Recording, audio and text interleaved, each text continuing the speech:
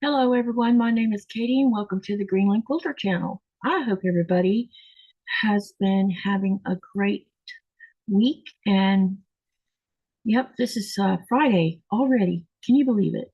I can't.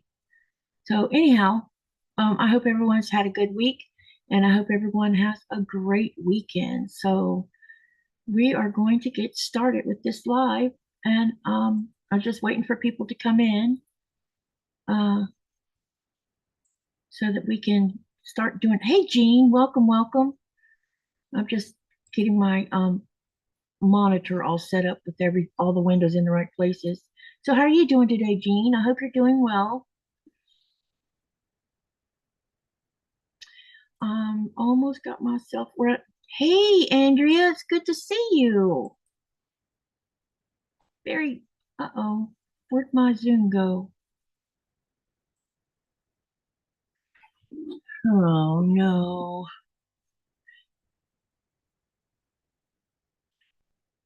Bear with me here. I'm trying to get, oh, there it is. I see it now. I kind of lost my Zoom picture for a minute. Anyway, okay. So anyhow, we're going to go ahead and start this live, and maybe people will come in. I hope, hopefully. And how are you doing, Andrea? I hope you're feeling better. Okay, so what I'm going to do today is we are going to do another 1000 block tutorial. I also am going to do a unboxing, but I'll do the unboxing after the tutorial. So let's talk a little bit about the tutorial. The block that we're going to be doing today is called Square and Diamond. This one's by Karen Combs of Karen Combs Studio. Karen is the author of the Celtic Piece Illusions for the American Quilter Society, which is interesting. And this is the block. Hang on a minute. Let me give you a better view of it. And then I'll show you how this is going to look when we start putting it together. Okay, so what I'm going to do is I'm going to start with the center of the block, and I'm going to do it in a quadrant. I'll do the first quadrant, and my plan is I have drawn a picture, and I hope you can actually see it. Drawn a picture, so we're just going to do one quadrant, and then after we get that one quadrant built, then I'll start doing the rest of it. But I wanted you to see how easily this is going to go together. And I know that's not very bright. Probably should have did it in a marker pen. But anyway, that's basically the setup of the block. So it's going to be interesting putting it together. Okay, so yeah, let's go ahead and get started on this. And let's get to building. So the first thing I'm going to do is do the center of the block just on two. Well, I'm going to go ahead and do it,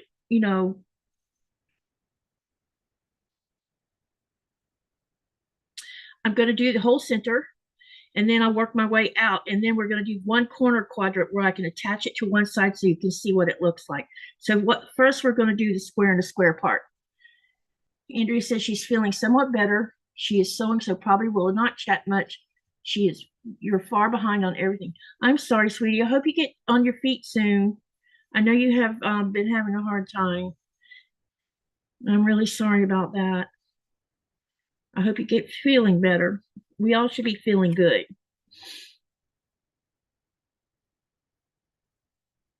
So, Jean, what have you been working on this week? And Andrea, you mentioned that you're getting closer to getting a pattern ready to go. Are you closer now, or you still have a ways to go?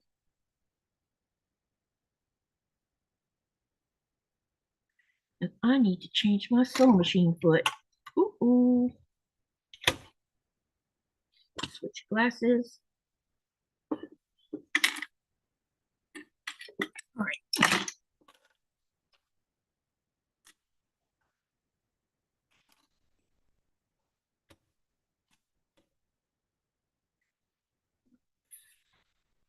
I need a leader. Let me see if I can find a scrap piece of fabric I can use as a leader.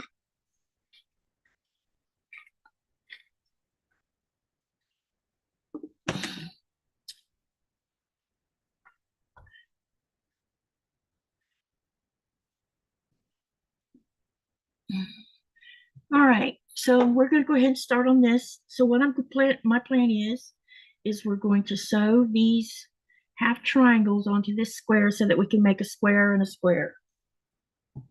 If I can get Nora off my sewing machine foot, that, or pedal that is. Hello, Lori, welcome, welcome. And she says, this is my first live with you, Katie. Fun. Well, welcome. I'm happy to see you here. Thank you for coming. Okay, so let's go ahead and I'm going to sew this first side on. And this is really dark fabric and sometimes it teases my eyes a little bit. So I'm trying to make sure that I get this triangle lined up in the center so that it's not, you know, in the wrong spot. So I'm going to turn it the other way where I can have a better look at it.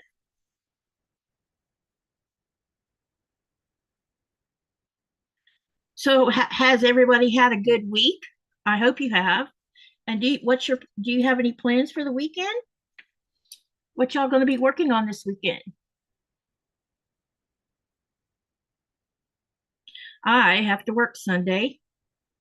We got a cruise ship coming in, and hopefully it won't get canceled due to weather or anything like that. It's been a really quiet week since the last cruise ship came through, and that was a massive cruise ship. Yeah, I need to look at the calendar and see how many cruise ships were actually, because one of these days this month we're going to get 3 in one day. Oh, that happens to be, no, we're only getting one this Sunday, but one of the other days there's like 3 of them coming in at the same time, which is going to prove to be a bit interesting.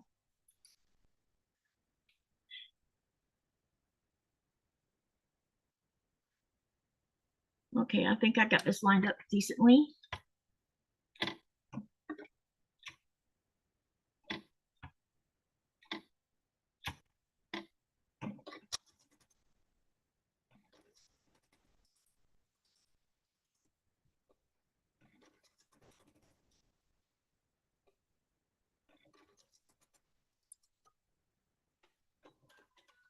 I hope to be sewing if my vertigo and shaking will allow me to. Do you know what, do the doctors know what causes your vertigo, Andrea?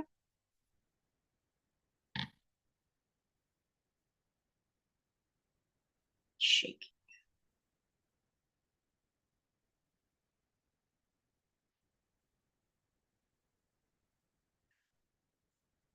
How do you say your name, Lori? Is it Lori or is it, am I saying it different? Andrea, it's this.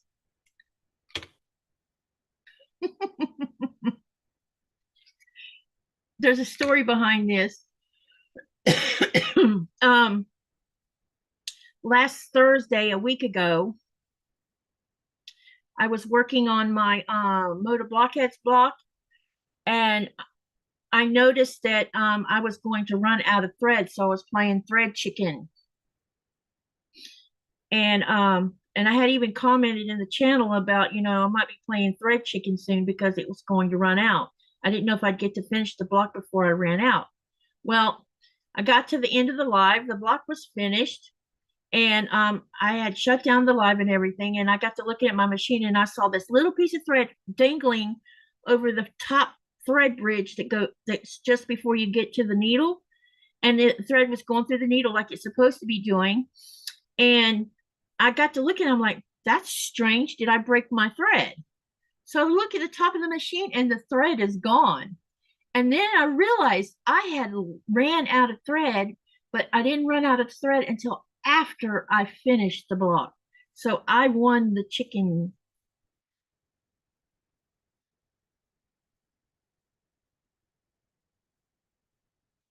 Anyway, thread chicken, yeah. So anyway, I won it. It's just Lori, no accent on the E's. My dad's name was Lauren. Oh, so it's Lori. Lori. Okay, so my mom got creative, like I did with my daughter's name. Well, both my daughters actually. My oldest daughter, her name is Lynette Cayo. So when you on the Lynette part, she has two N's and two T's in her name. Her middle name is Kayo, which is a Japanese spelling for Kayo.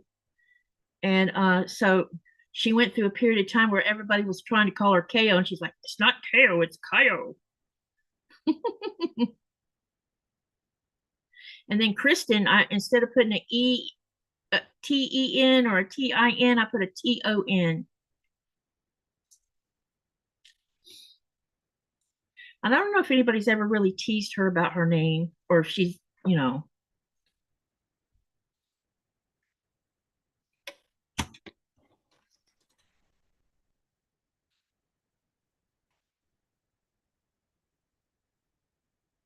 But I can tell you that my given name, no one ever spelled it right because it's an old English spelling for Catherine. And even the teachers would be spelling my name right. I need to move this book out of my way.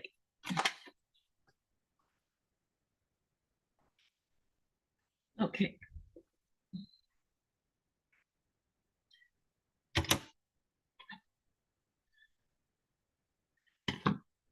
Okay, let's get the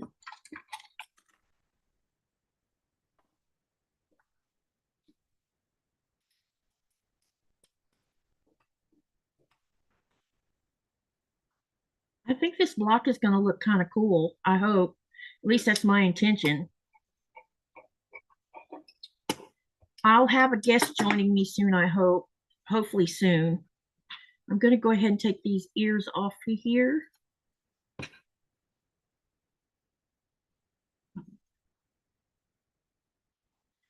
I probably should have did that. Maybe I should wait.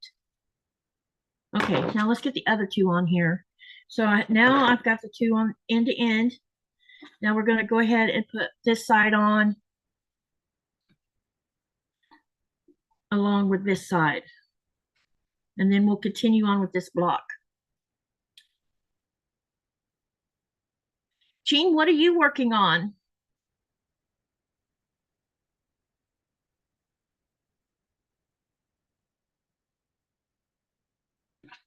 Okay.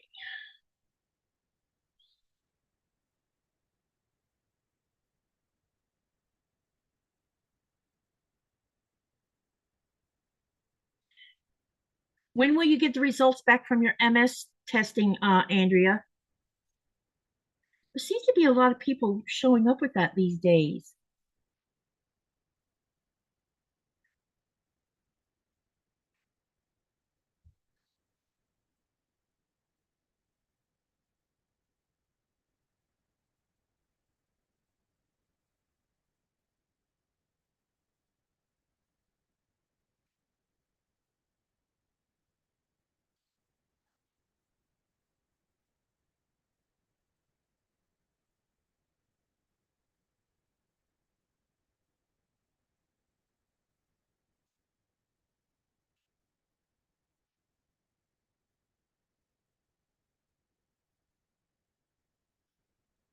Y'all are very quiet.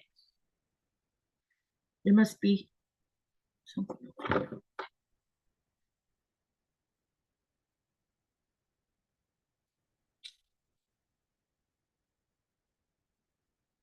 Okay, so we got this side pinned on. Now I'm going to do the same thing and go ahead and pin the other side so that I can just, this pin's bent. Just flip it around and do the other side.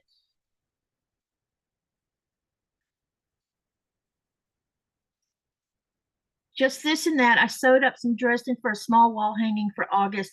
I love to decorate each month. That sounds like fun. I have a Facebook group. If you're welcome to share your projects over on the group, so that everybody can see what you've been working on. but that's up to you. I don't know if you're a Facebook user or not.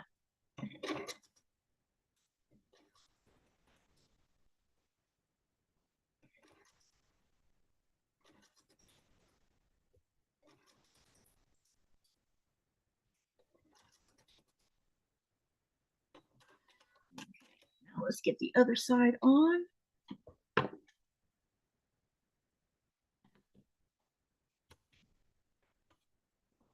Lori says, I'm working on my first EPP quilt, 1.5-inch hexagons and triangles with Cape Basset fabric. Oh, I bet that's going to be pretty. Can't wait to see what it looks like.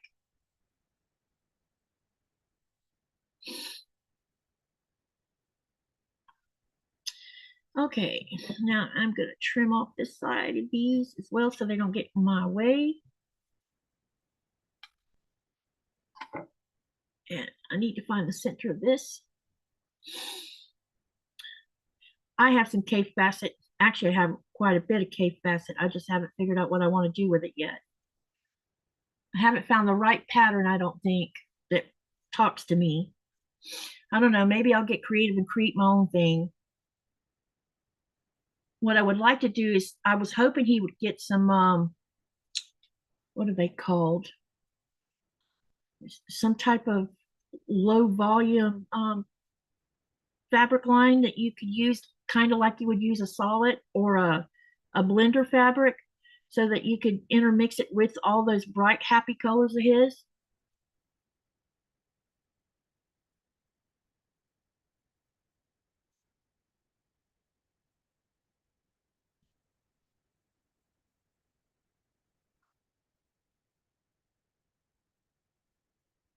I've never EPP, so I have no idea how to do it.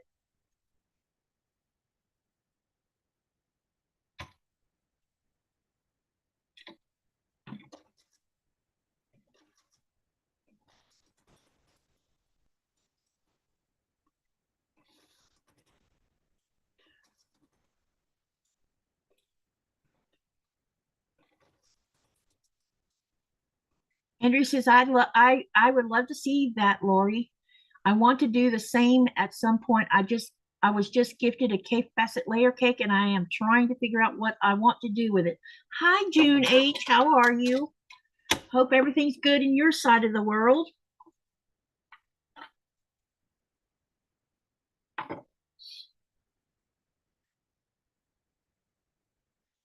Okay. We got this on now, and I'm going to go over to the iron and I'm going to press it, and then I'll get all these ears off of here.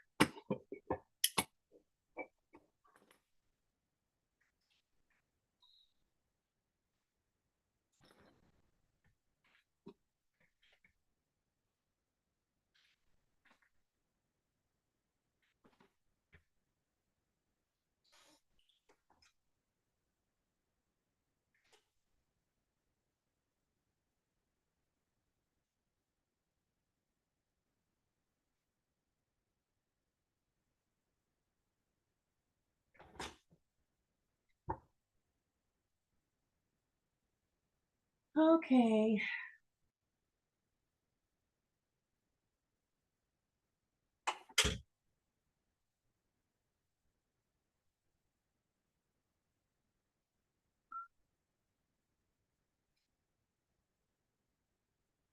All right. I need a ruler.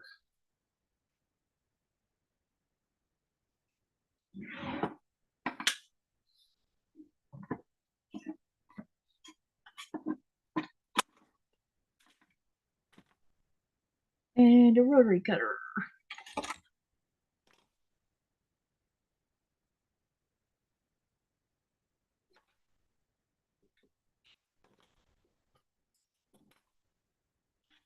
I'm just taking off these ears.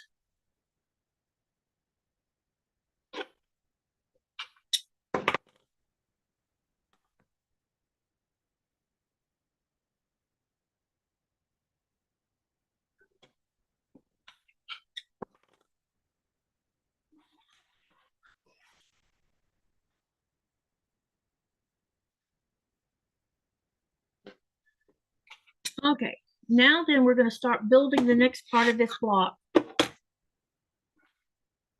So I'm going to be starting on two sides, and the next color I'm going to be using for this is going to be this yellow. So I'm going to go ahead and sew the yellow rectangles on two sides of this block, because the other two we're going to be putting little cornerstones on it. So let's go ahead and sew that on next. I'm just going to go ahead and pin it because I want to make sure everything goes in place.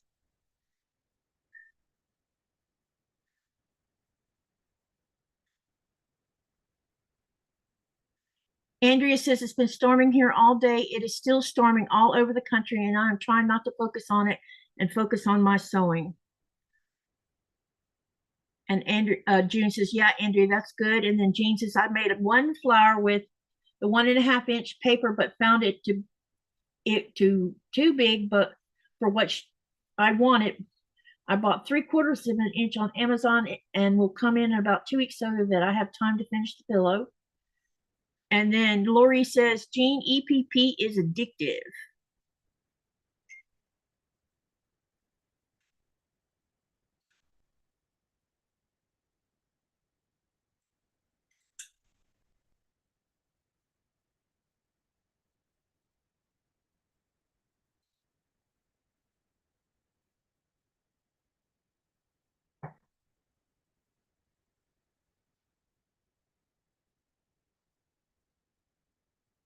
Okay, got one side pinned on. Now I'm going to pin the other on because I want to do both of them. And then I'll leave this second half of this in the sewing machine, and then I'll go ahead and start working on the cornerstones. And we're going to put this part of that block together, because then we'll have that portion of the block completed, and then we'll start working on the quadrants that go on it. I just want to make sure I don't get myself all mixed up here.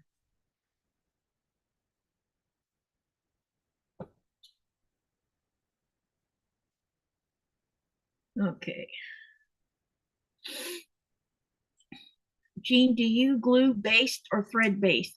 Lori says she glue based is.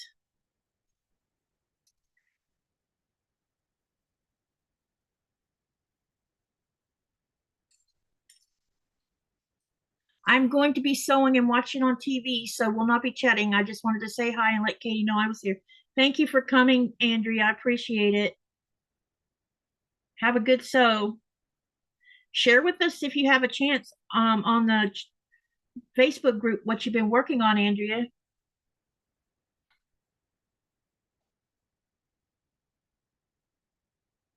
I would love to see what you've been working on.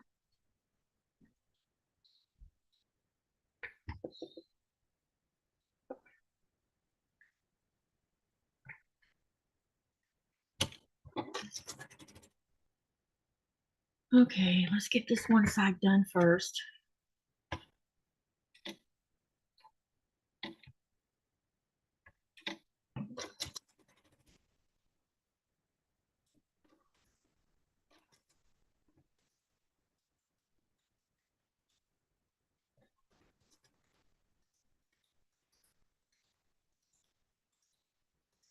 Got that one done. And then we'll go ahead and start the other side. When I get this side sewn, I'm going to do a little chain piecing so that I can cut some of the time down.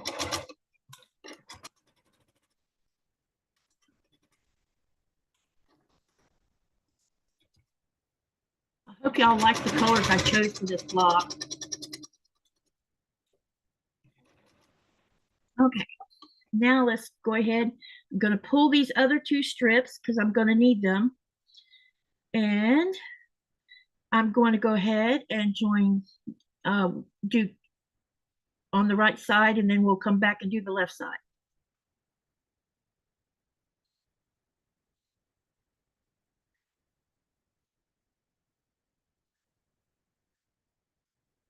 Jean says, I am taking my hubby to the doctor now. We'll leave the live chat on, so no chatting from me either for a while.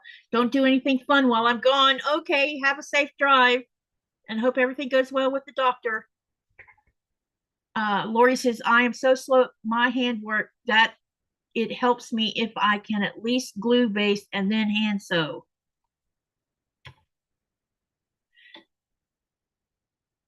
When you're glue basting, does it get messy?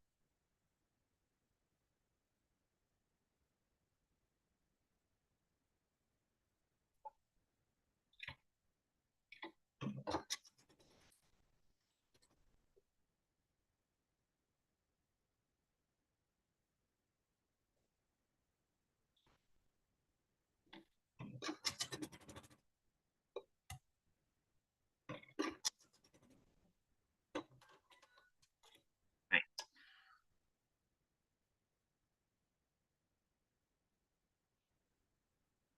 Set this aside for a moment. And we're going to go ahead and put the other two cornerstones on the other end. All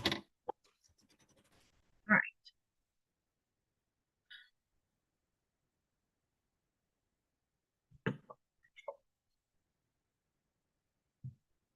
Okay.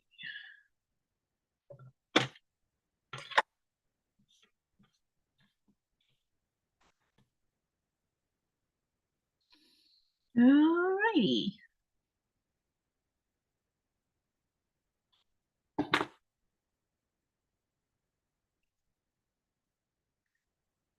Hey, Sean. Good to see you.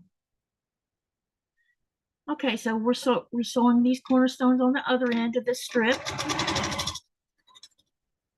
Same with the second one. How was your week, Sean? I hope you had a good week despite, being busy and stuff.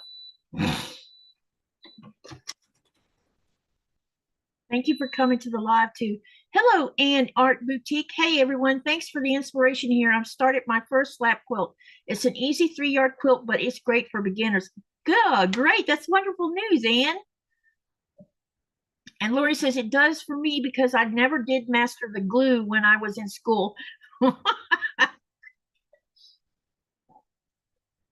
was wondering if it was going to be messy or not. Sean says it's good to start on something easy. That's what he does.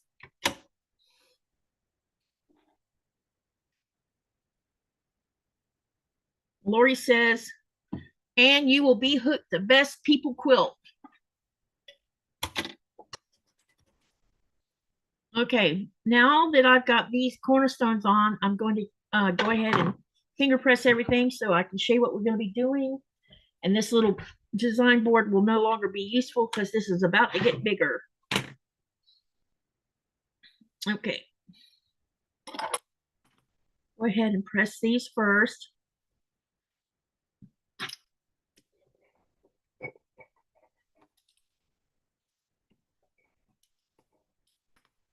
Turn it around and do the other side. I am going to go put the iron to it as well before I put the second half on. Okay. And then we're going to come over here and do the same thing with all these, and then I'm going to hit it with a warm iron. And also I need to make sure that these are pressed a different direction because I'm going to try nesting these. Normally I would press the seam open, but there's too much bulk right there because of this square and a square part. So I'm going to attempt to do a imitation of nesting. I'm never really good at nesting for some weird reason, but I can line things up when I open the seam. Okay, got that one done.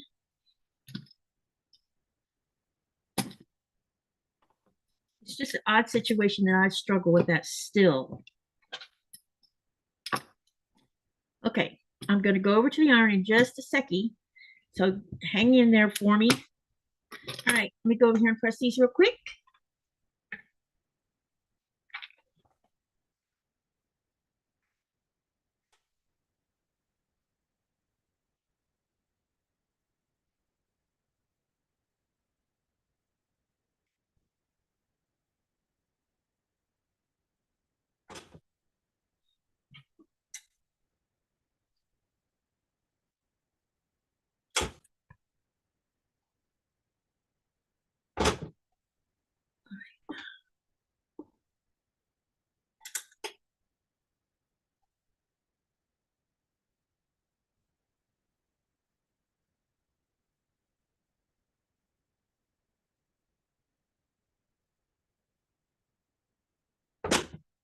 All right, this is very hot. Okay, now what we're going to do is we're going to take and line this up, make sure these seams lined up. You line them up, and then we're going to sew them on the two sides that you see I got to sew it on. And then we're going to have the center of this block done.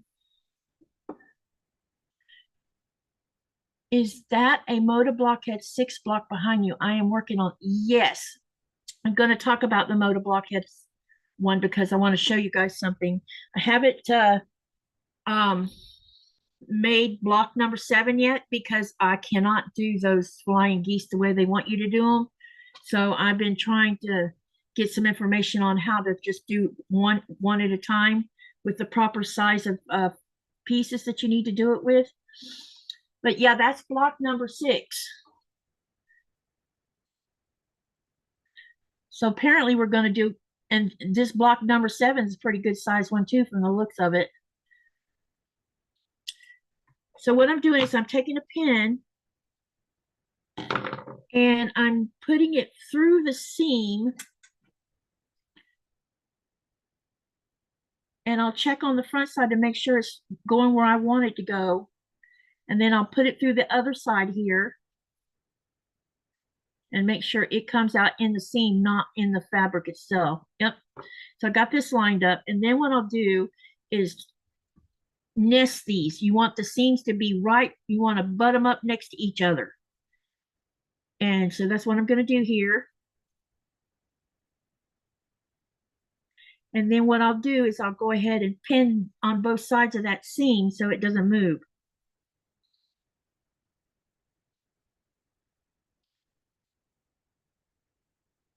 And then we'll hope for the best. Come down here and do this side also, and then I'll flip it around and do the other side of it.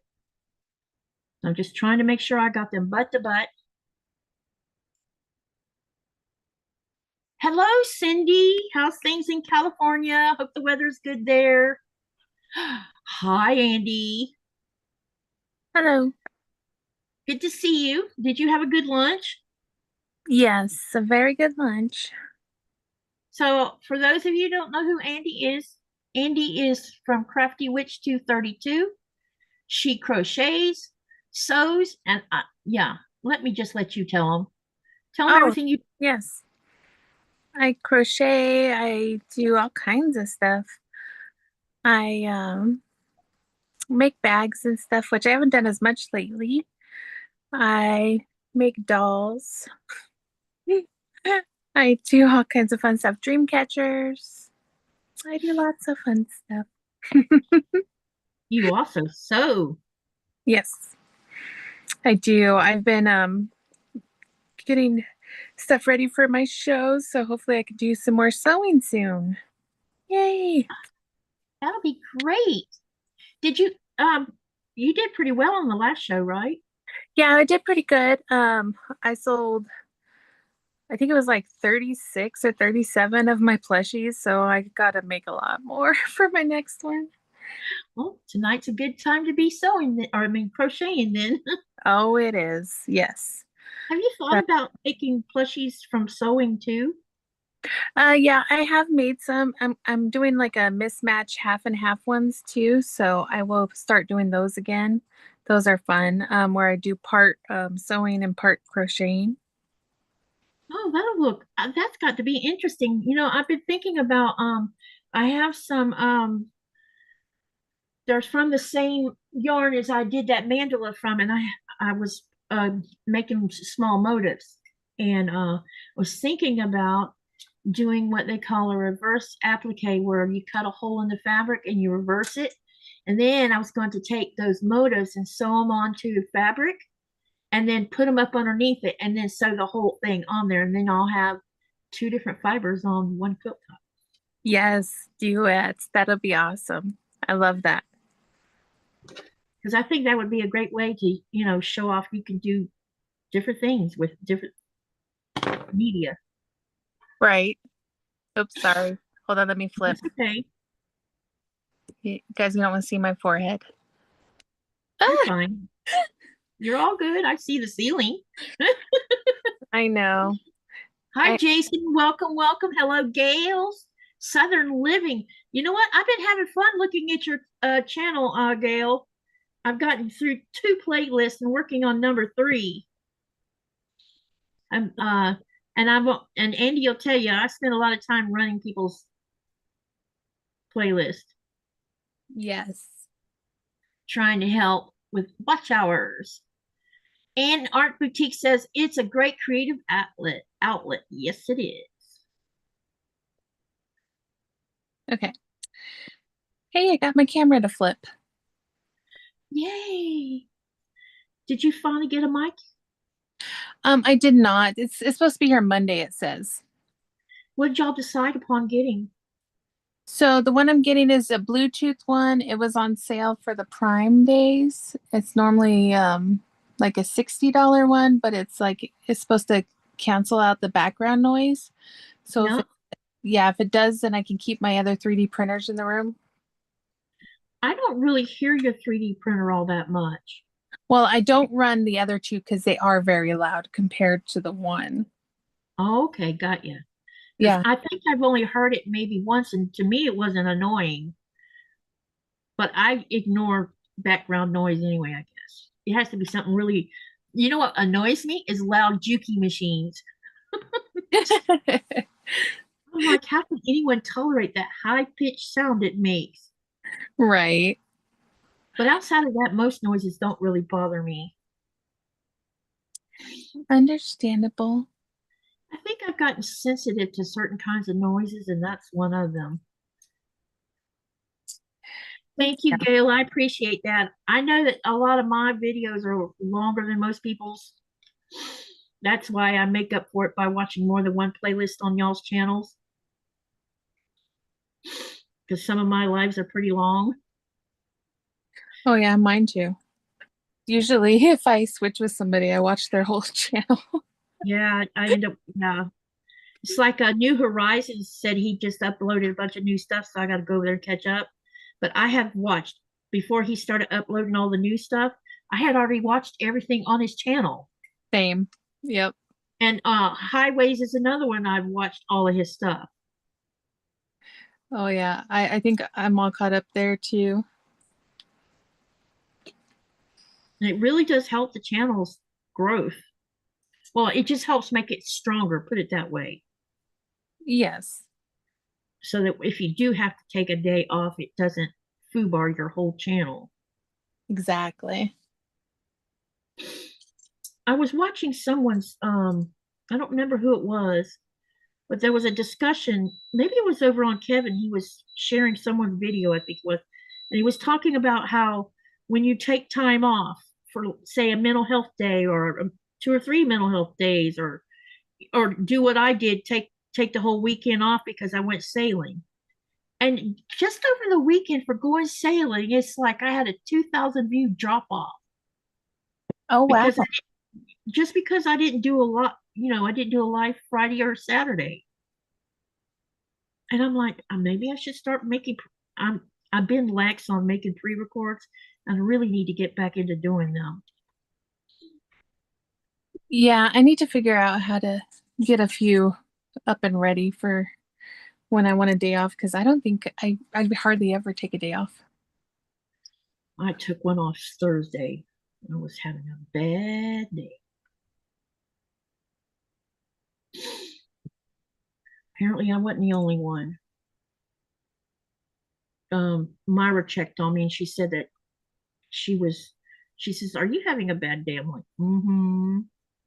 She said she was. She said Bill was. And I'm like, wow. Then she mentioned something about the full moon being yesterday. And I'm like, Oh, that was why. that could have been why.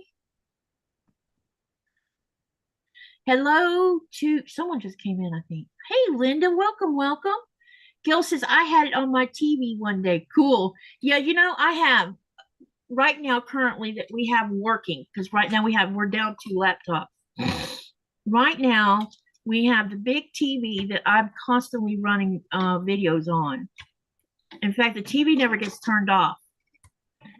except, you know, if we're going to be gone a whole day or something like that. And then I might, I've noticed with my Samsung TV that if I leave it running all day and I don't flip you know, to another video or something, it says, do you want to go into sleep mode? And I haven't figured out how to turn that stupid thing off. Oh, yep. Very annoying. And we have a desktop, which Nikolai brought it in here so I could use it. And I've been running videos on that one. Yeah.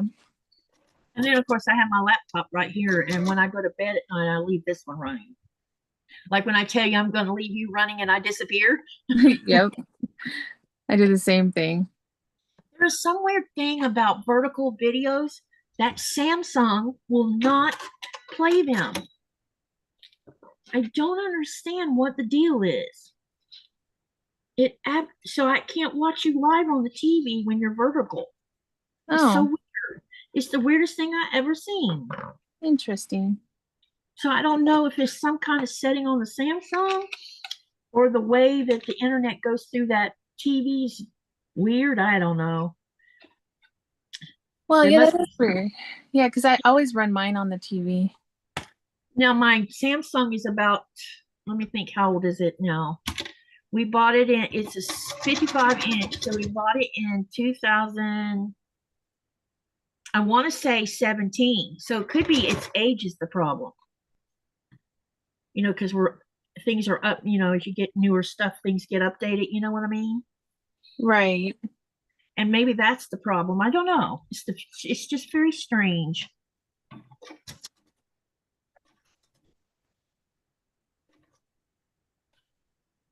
Oh, hi, Steph. I'm here. Hey, Steph. I'm sorry you haven't seen me the last 3 or 4 days. It's been a crazy week. I have so much work to do right now. It's just insanely insane. Right. And then I got to go to work Sunday, you know, tour guiding. Aw, yeah. Well, I need money, so I'm not going to complain about it. In my brain, I'm like, no, I don't want to. But then I'm like, yeah, you do need to. Get out of the house. Get some fresh air. You'll feel better. Yeah. Okay. I have been staying at home a lot. All right. Let me see if these are all lined up like they're supposed to be. I still don't like the fit of this hat. I think I'm going to make it a little tiny bit wider. For the plushie? Yeah. So what I want it to do is I want it to sit all the way on the back side of the head because it's supposed to go up a hair. Uh-huh. But I don't know. It seems like it's fitting right. But I don't want to put more hair on. I'm so late. That makes sense. You finished your Deadpool. Very cool. Oh, hi, Nikolai. Hey, honey. Who else? Somebody else came in here. Hi, Stacy. Welcome, welcome. I said hi to Steph. Steph, how are you doing, by the way? Hello, Fern King. Welcome. Fern King says, I have 4 cloth dolls I need to make hair. They have been setting for years. Oh, no. Well, I'm going to make hair for him. So. She said she had work to do. And I said, why don't you just come over here and crochet while I'm live? And, you know, we both can chat while everything's going on. Exactly. Sometimes when you have someone to talk to while you're working, you're more motivated. You know what I mean? Exactly.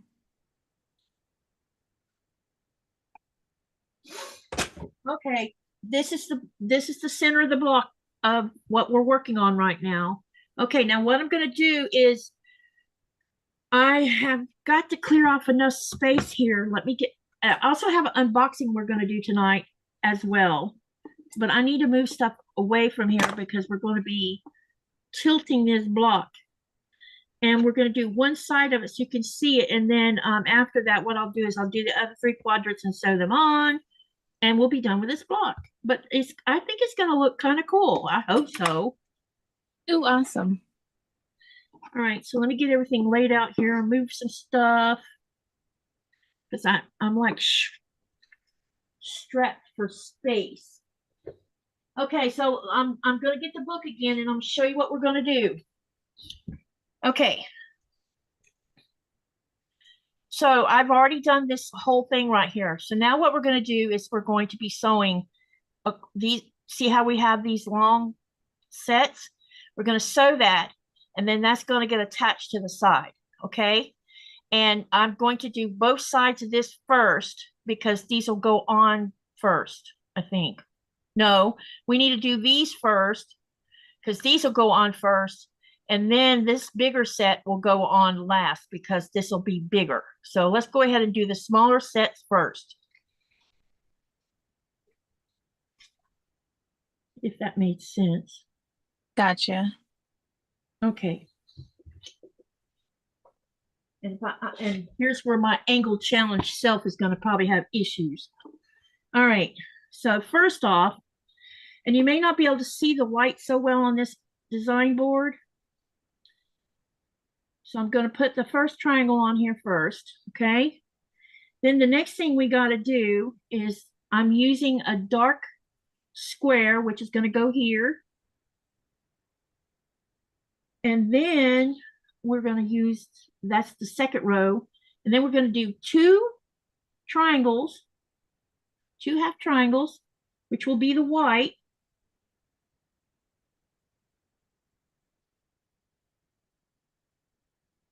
Which is going to go on like this. And I have to be real careful that I get this turned right because it's very easy for me to get confused. Okay. Then we're going to take, I'm just setting it up so you can see what it's going to look like. Okay. Then the next row is going to be where we have a dark here. Then the light one, the turquoise, is going to go in the center.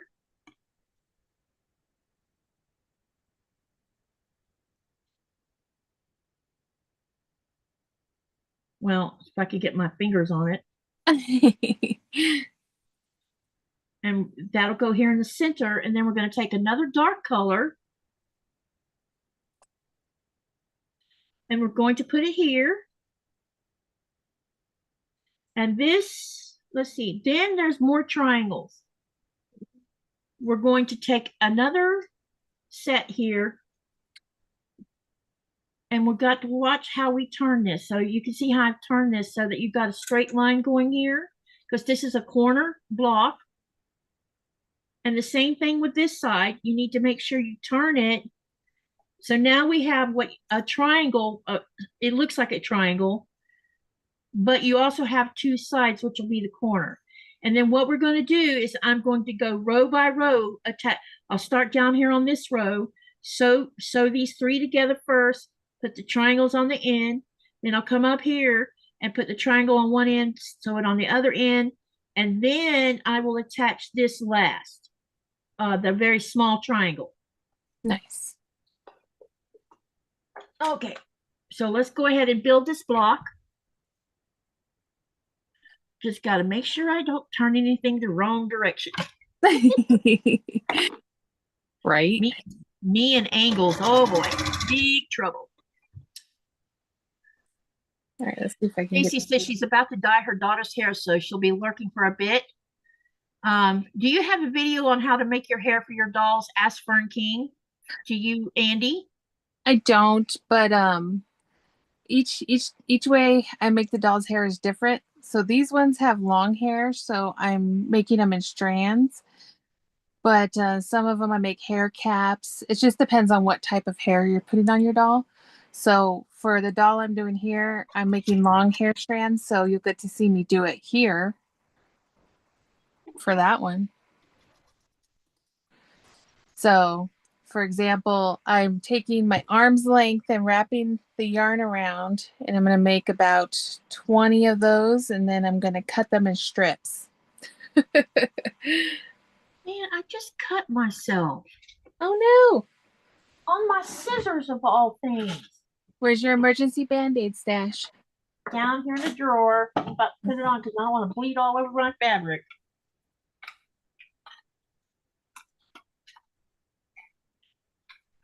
Lately, the last few months, I've gotten where I'm just cutting myself all the time. It's the strangest thing.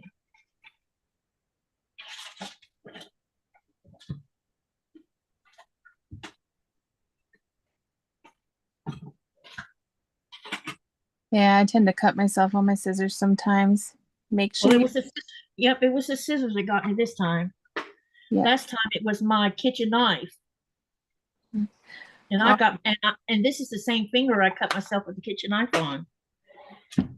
I really got myself good with the kitchen. I was using a fillet knife, fillet knife, and Oh, I was taking a hip bone off of a chicken thigh because I know how to do all that, and I had my finger in the wrong place.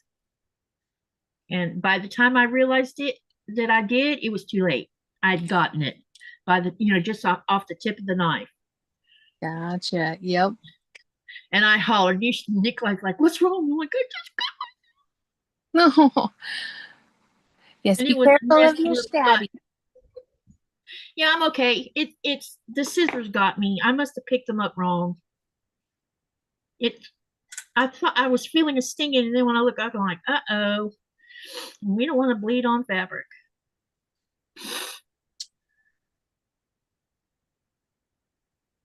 Let me see here. Katie, I made a list of your lives. It will go all night. I have a live starting soon myself. I wanted to stop by and say hi. Thank you so much, Gail, for that. I appreciate that. And I paused what I was watching on your channel so that I could do this live. So I'm not using up all my bandwidth. And then I'll turn it back on after the live. Mary's G says, I made a crochet Kim Possible doll for my great granddaughter. Looked at a picture of her no pattern. I think hair was the easiest part to make, laugh out loud. Okay, now I got these two done. Let me go ahead and I'm going to use the seam. These scissors are really sharp. They're Kai scissors, and I bought them from QuiltCon last year because I needed a new pair of small scissors because the other small scissors I had was no longer sharp. I had been using them quite a long time, but they weren't even the one that stopped being sharp wasn't even it was just I don't know, they might have been Fiskars or something. Oh I yeah. don't remember. But you know what I dull the fastest? What? Is the little embroidery scissors that you can buy. They're really, because some of them are really nice. Oh yeah.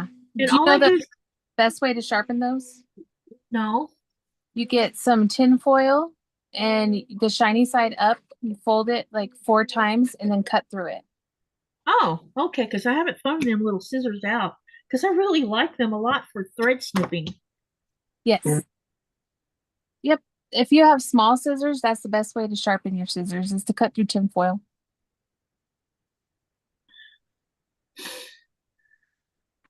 Well, then I'll have to do that.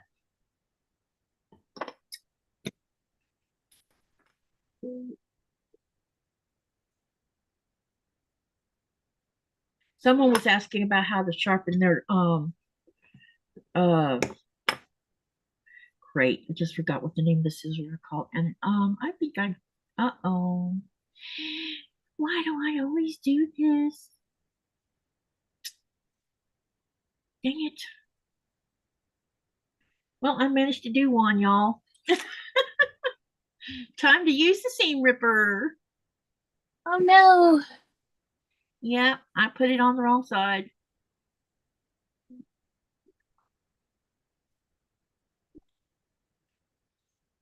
Stuff happens sometimes. You know what I mean? Yep. They wanted to know how to sharpen their pinking shears. Oh, the pinking shears.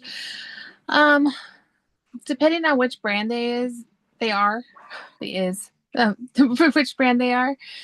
If they're the more expensive ones, then you can get some of those knife sharpeners. That there's some cheap ones. They work really well on those. I don't remember who it was, but they were asking about it.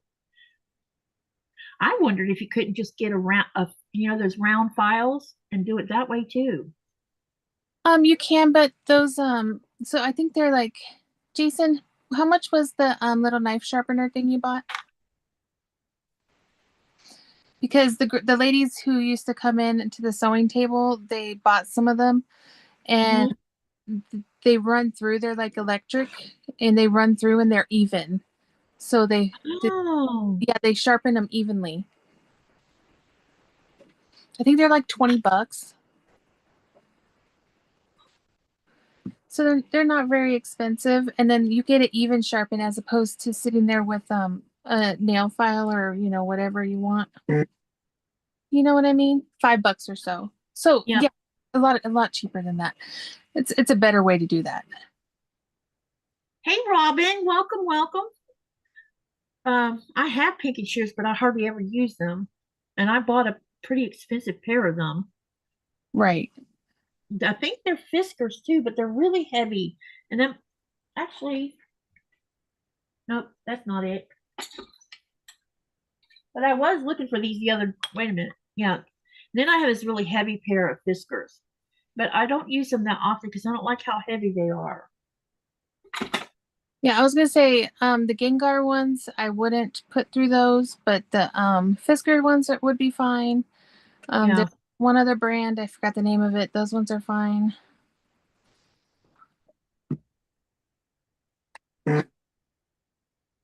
Things you learn working at a craft store. I think that's a great place to learn a lot of things. Oh yeah. That would be like a dream job. I know. I thought about now that Joann's is closed, I'm like, well, maybe I should go to Michael's and get a part-time job there just to interact with more people. Sounds like a plan to me. I wish we had such stores here because I think I'd probably be sitting down there all the time checking things out. Not necessarily spending money, but you know what I mean. Right. Jason says $5 or so. How you doing, Robin? How's things in your part of the world?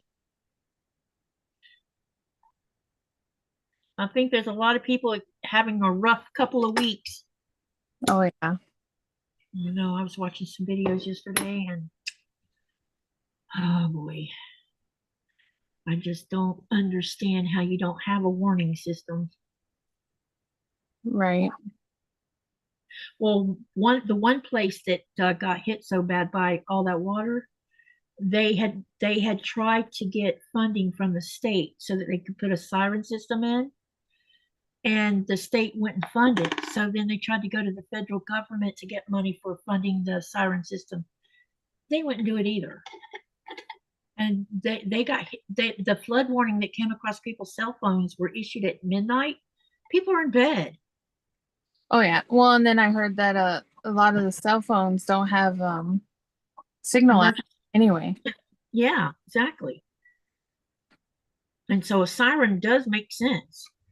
Well, and plus, so like in that camp, I guess they don't let the kids bring their phones there either. So the only people who had phones were the adults.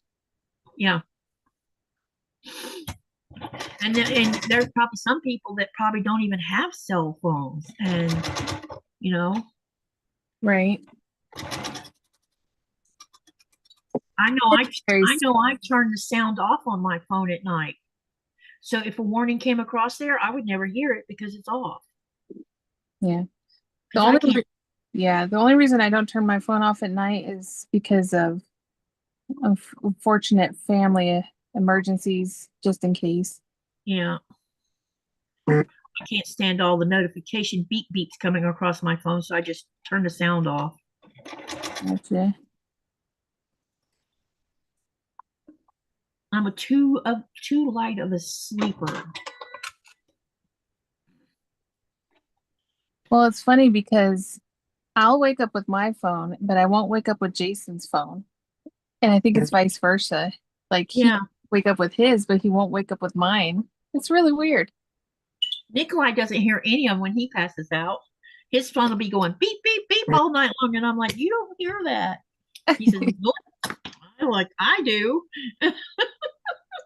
Yeah, I said, someone's texting you. right.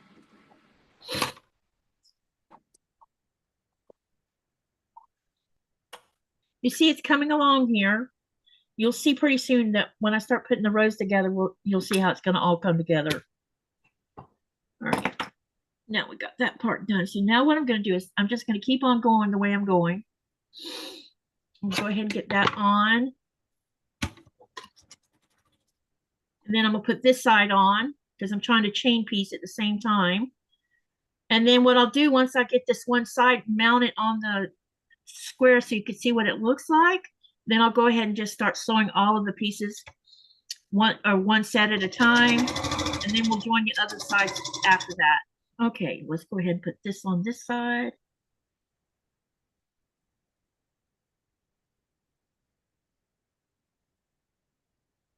Yep, and I'm just making hair that I love to make hair so much. That looks cool. I know, Robin, someone was on a bridge where whoever it was, because I watched the whole video and I was truly amazed and shocked at the same time because the bridge was, I don't know how many feet above the dry. It was a lake, or not a lake, a river that hardly had any water in it, and you could see this water approaching, and then as it got closer, then you could see further away that the height of the water was getting higher and higher and higher. And within an hour of him standing there videoing all this, the bridge was being breached. It was the craziest thing I'd ever seen, and the water was hauling butt. Yeah.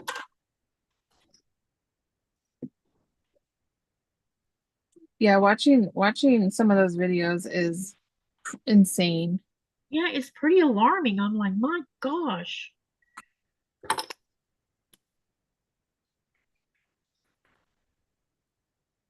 I'm not sure which is worse, fire or water.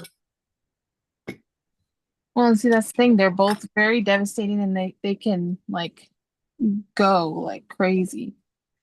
Yep. That looks so weird.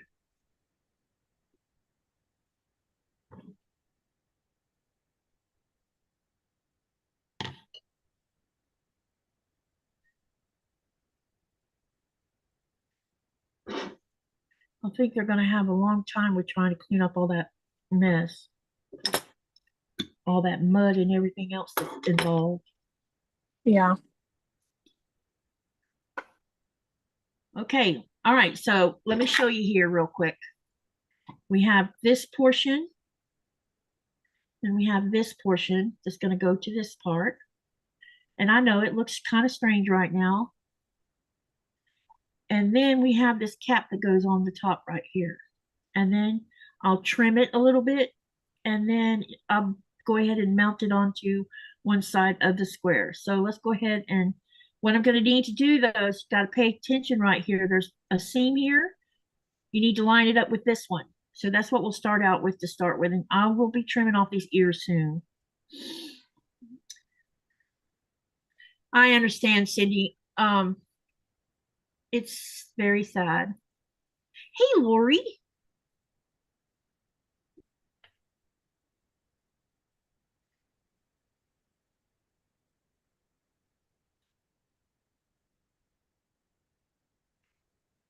Our weather's been kind of quiet the last few days. I had a little bit of wind, I don't know, earlier in the week, but it was nothing bad. It was just a little short and it didn't last very long. But it hasn't rained in a few days too. And I noticed that the lake looked a little, some of the water's gone.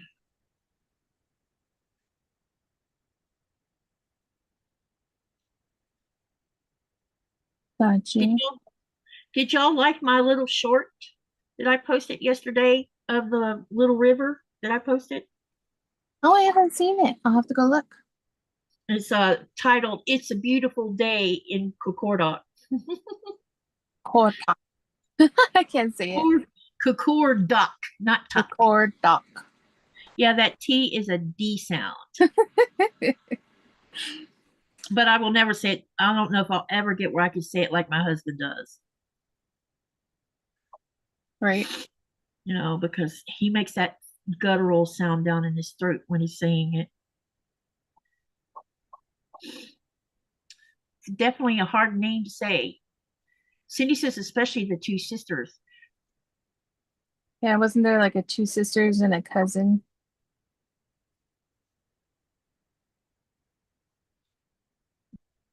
I remember going to church camp one year, and this is in Florida, and it had been raining and raining and raining and raining, and the river was up the highest I'd ever seen it, and um, I think it had crested, so that's why they weren't too worried about us being at camp. But one thing that we noticed happen is you should not swim in the river when it's up that high, because I ended up with a nasty ear infection. Oh yeah. But a lot of the kids had creeping corruption on their feet. Oh yeah, because when it does that, it brings up all the algae, Yeah. everything from the bottom. Just about everyone in camp had problems with their feet. Me, it had gotten in my ears. It was a nasty one, boy. I'm like, I will not be swimming in a river when it's up that high. No, thank you. I don't like really swimming in the river all that much anyway. I prefer the springs because I can't see what's, in the river. You never know when there's an alligator lurking about. Right. They usually don't mess with people though, unless it's a female guarding baby or eggs. True. They don't go out of their way to attack. Yeah. They do hate dogs though. Yeah. We went to church camp every year as teens, and we had a river that was over by the camp, and there was only like 2 years we were actually able to go to it because of that. Yeah, there was some springs that they would load us up in and take us to the spring, but that year you couldn't swim in the springs because the river had flooded over into it.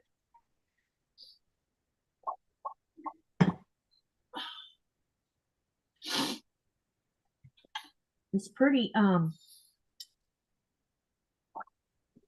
I think that year when it flooded like it did, it was raining a lot in Georgia.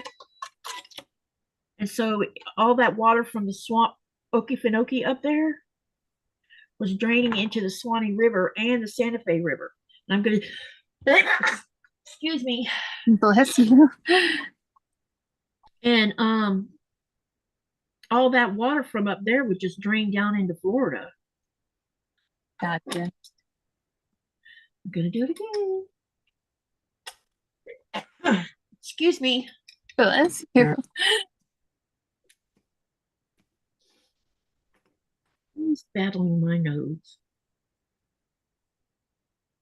I definitely think I need to get my butt to the hardware store. See if I can't get me some longer staples, because I need to recover my portable ironing station, because I think that's what's causing me to have these little sneezing fits. It's really nasty now. Gotcha. It's pretty bad.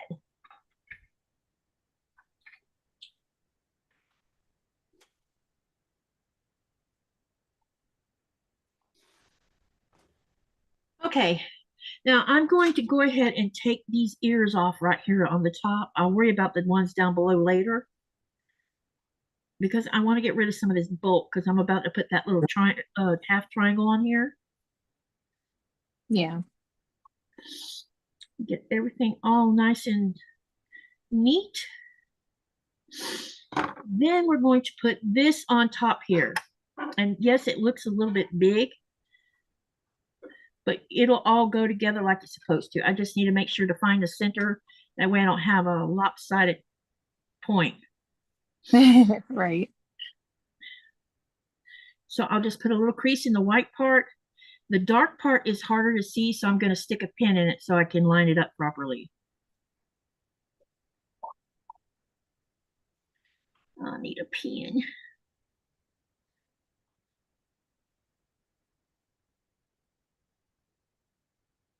Oh, now we have amoeba in the water that will kill you. I've heard about that. Do you know if it's found its way into Florida water?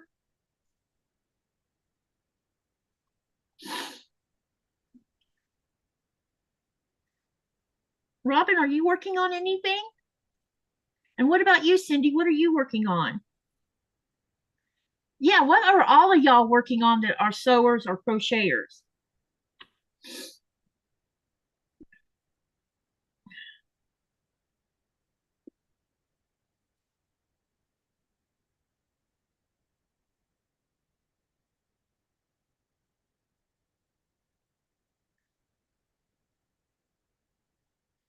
Trying to make sure I get this laying down flat. And then I'm going to turn it over because I want to sew it where the triangle's on the back of it so I can see these two seams. Where's my leader?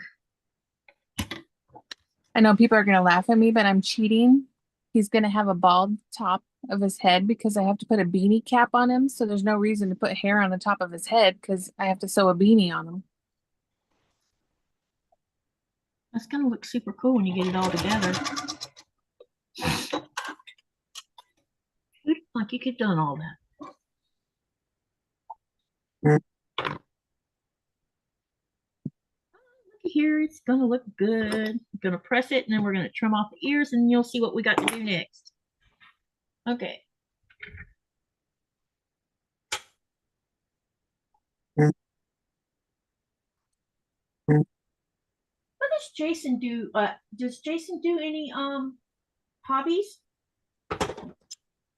So he, plays with man tools and stuff like that. But for a while, I got him a wood burning kit and he did that. Oh, cool. He did do some wood carving. And when my dad passed, my dad was a wood carver, and my mom gave him a bunch of my dad's wood carving tools. So he has some of that. And then, yeah, so he's done those types of things. So I'm trying to get him to do more, but he likes to video game and stuff. But we still have to do our crochet challenge. So hopefully we can do that tomorrow. Maybe I bet I could try getting Nikolai in a crochet challenge too. That sounds like fun. I think that would be fun. Okay, so here's the uh-oh. What happened to my camera? This is really annoying when it just poops. It did. It just poofed it away. Yeah, so I'm like, I can't see what I'm doing now. What the heck? Well, he has better hair than I do, dude. That's funny. All right, let me get myself back on here again. Y'all, you're probably going to get a little dizzy. Sorry.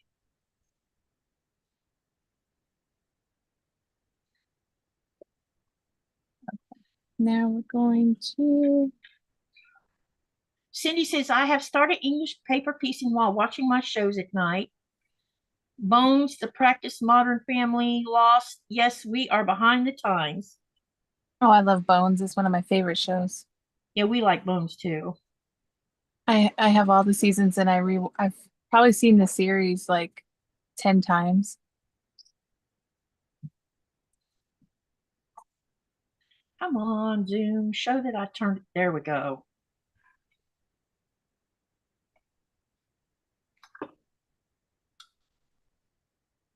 I really need to get another camera is what I need to do.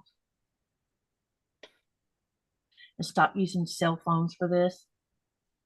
I think this is a really old phone. It's like a 2016 or 2017 model, I think. Oh, gotcha. And I think they get hot and they do what they do. Okay, so anyway, this is what it looks like. So let me show you what I'm going to do. All right.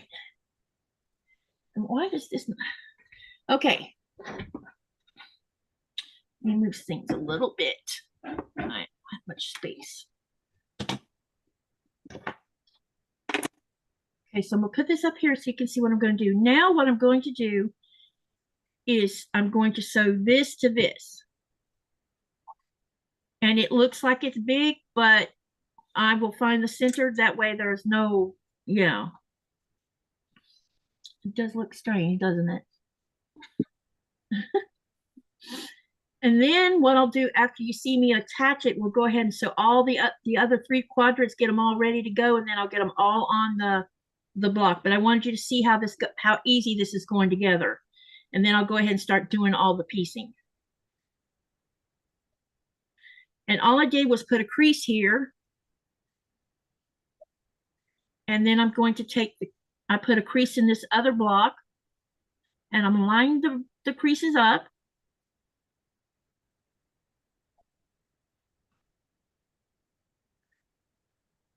Pin it in that spot, and then just go all the way across here and pin. And then we'll sew the whole thing together. I need to look at that picture. I'm making sure there's not some seam I'm supposed to be lining up. Nope, there's not. I just was making sure. Right. Because there's a seam here where the cornerstone's at, but then you move over a little bit and you have one where that half triangle's at. And I just want to make sure I didn't misdo something. Better to double and triple check. Yep.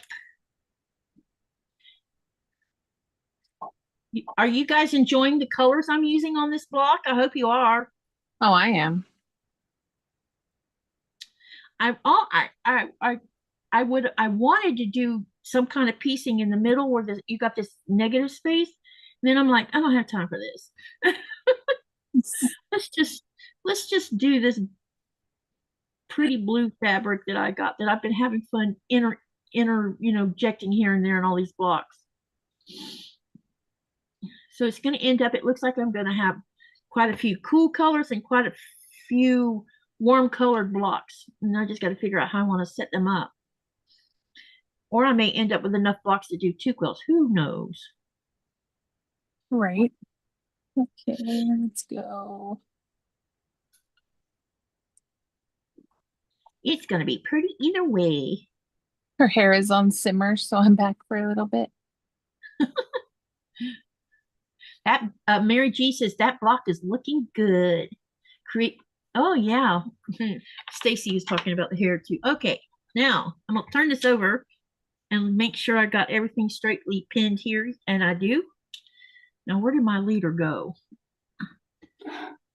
There it is. Okay.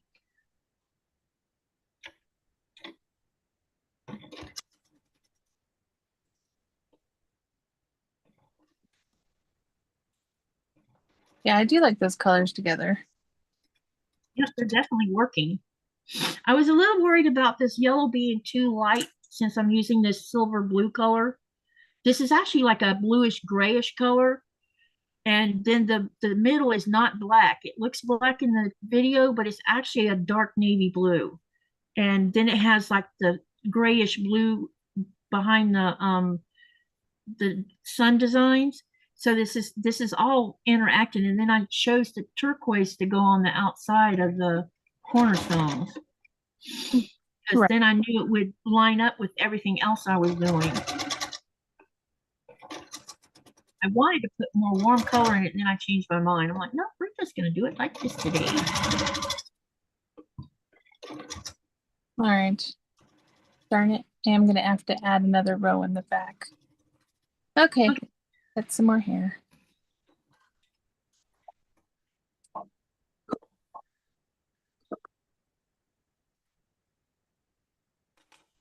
Okay, now I'm going to open this up. Let me go ahead and, oh, it did what it was supposed to do. Good. Because it didn't look like it was going to. All right, let me press it and then I'll let y'all have a look at it.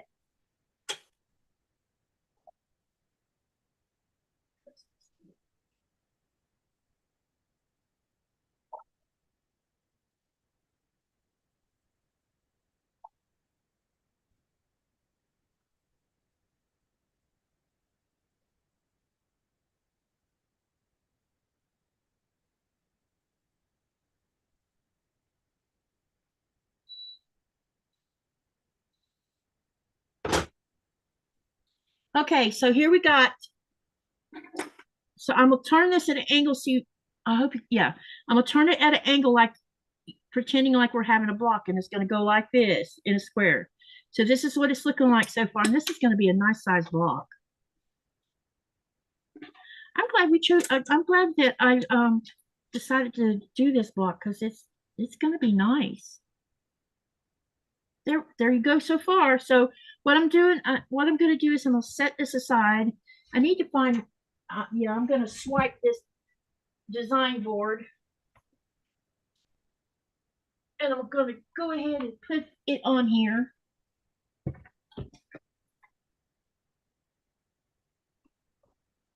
Oh, thank That you, way. Fern. Hmm? I was saying thank you, Fern. It's just more tedious than anything. That's why I don't like to do it.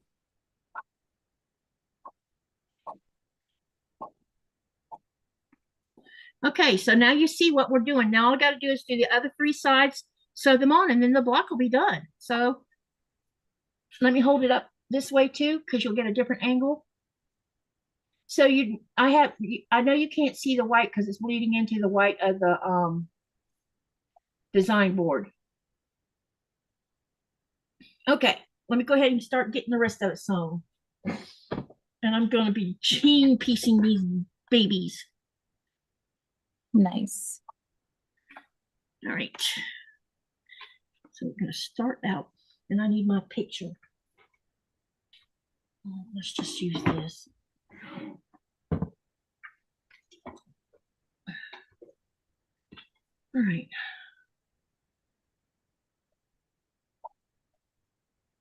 Put the cornerstones on here, or the corner triangles rather, because we're making 3 more of these sets. Ninja Katie. Then we're going to put this on here.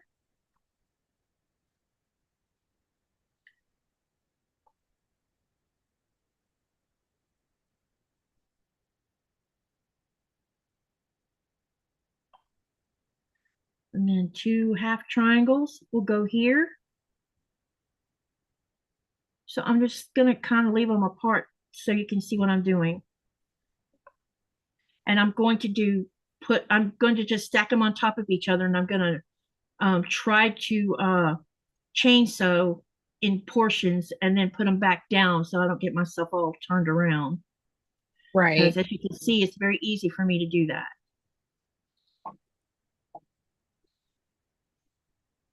Fern says you make hair making look easy. Thank you, Robin. Okay. Nora, do you really have to be passing gas under the table? Really?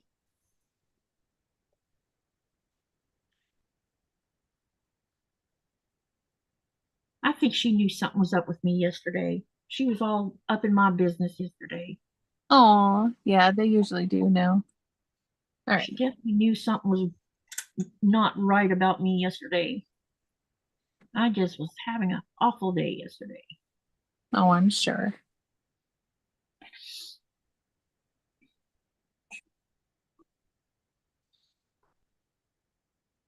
All right. I think I might be able to get away with that amount of hair. So, because the back of his head is shaved, so that's good. Yeah, So I don't have to go too far down, but he has long hair. that's funny. All right, let me try to crochet a beanie real quick, and then we'll see if it works out. It looks funny though, because he has a big bald spot. Yep, that is really funny. Yep. The things we do. I know. I am excited though to meet them and give them the dolls. I think it's going to be hilarious. Yep. It'll be a lot of fun for sure. All right. Okay, so I have 2 extras. I don't know how I ended up with 2 extras, but I'm not going to complain.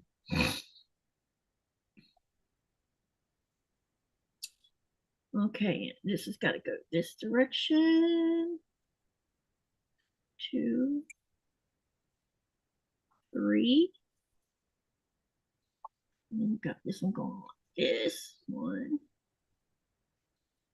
2. Yeah, I think I cut too many of something. Why did I do that? That's interesting. It's all right. I'll use these extras on something else. It's all good. Yeah, they won't go to waste. No. They'll probably go into some scrappy. Too hard. They'll probably go into some scrappy project because I have some scrap blocks I've been working on here and there. Because I'm going to make it's just like it's blocks made, where I sew small pieces together and stuff. Improv stuff. Let me make sure this is going the right way because I think I just turned this block without thinking about it.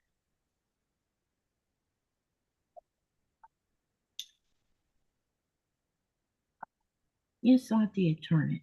Darn it. I have to be careful not to turn these.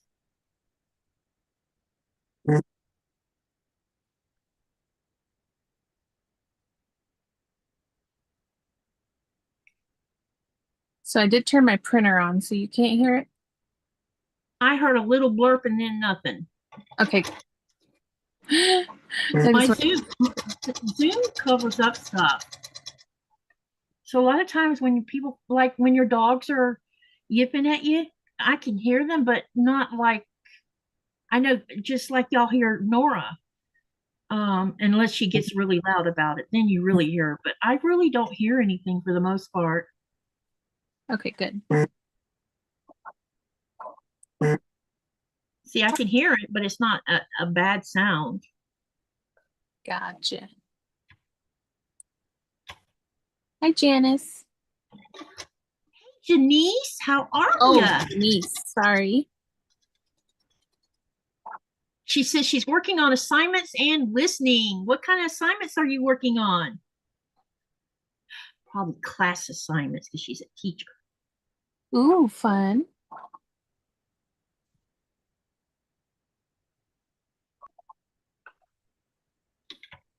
When does school start back?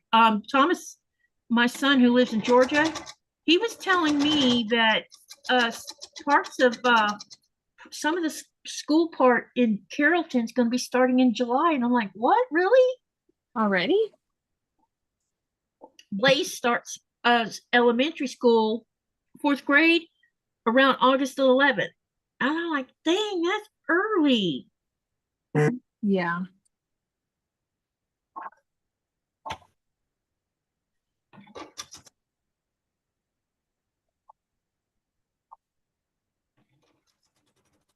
Today's date.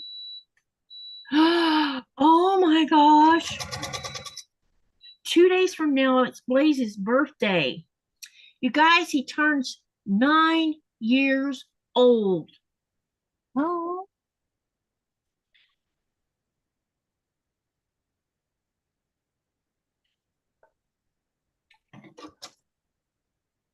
He has changed so much in the last year. He's just doing so much better and thriving, which is a good thing.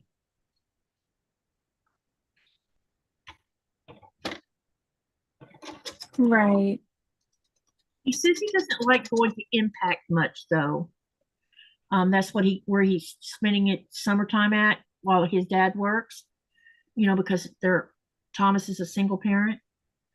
And I asked him why he didn't like Impact, and he said because he gets picked on a lot. That's no good. No.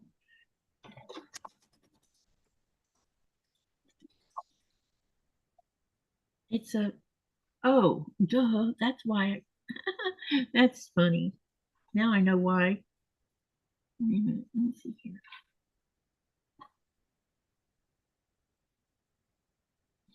Pursuing your doctorate degree? Nice. School starts in August. Congratulations. I think that's outstanding. I wish I hadn't. I would love to go and do more college courses myself, but I'm too old now. You're never too old. I wouldn't mind getting me a BA or yeah, either a BA or BS, yeah, bachelor. I already have the AA part of it. I have an AA and an AS degree. I have a bachelor's What's yours in? sociology. Oh, that's interesting. Yeah, I was gonna go into forensics. What made you change your mind? I got really sick. You hadn't thought about going back and pursuing it? Well, no, I got really sick and then I was working for a few years and then I got cancer and then Oh, yeah, kind and of then like what happened to me. My husband harmed himself, and that just turned everything upside down. right.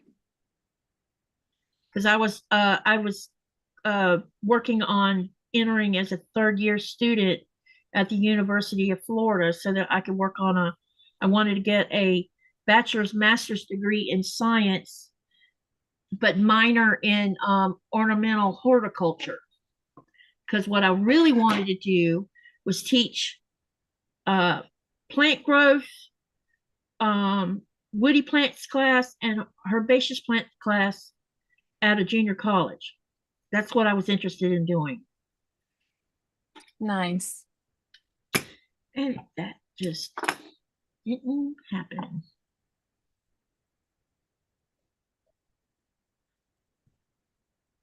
Yeah, I was in the same way. I was like, I would go back, but I just still have a bunch of the other health problems, so it's just been Yeah.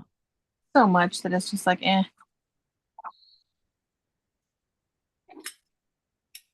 Janice says that school resumes in August.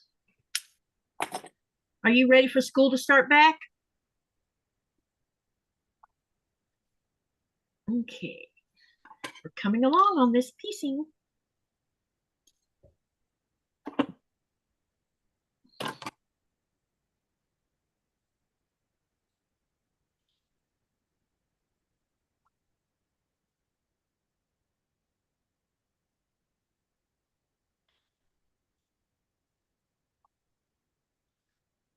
Nice.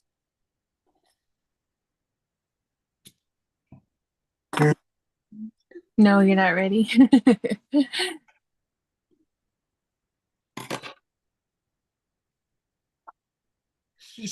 She's like, no, exclamation, exclamation, exclamation. And then she puts on a big smile. Oh, see, I got a rise out of that one. Yep. I feel like our planet is spinning faster because, golly, how did we get through half a year already? Seriously. I know. I was like, I can't believe it's July already. I know. And we're already going into the second week of it. Yes. I don't even know how that's possible. Yeah. Well, I was waiting for my my letter so I could schedule my mammogram because I knew it was coming up and I hadn't got it. And then I got the letter and it was like, you haven't scheduled your mammogram yet. And I was like, you guys haven't sent me the letter yet. So I'm like, yeah, I knew it was in July. It's like the second week of July. Like, where is it? Yeah, why ain't you sent it? Janice says, I'm not thinking about it now, laugh out loud. Right. Oh boy.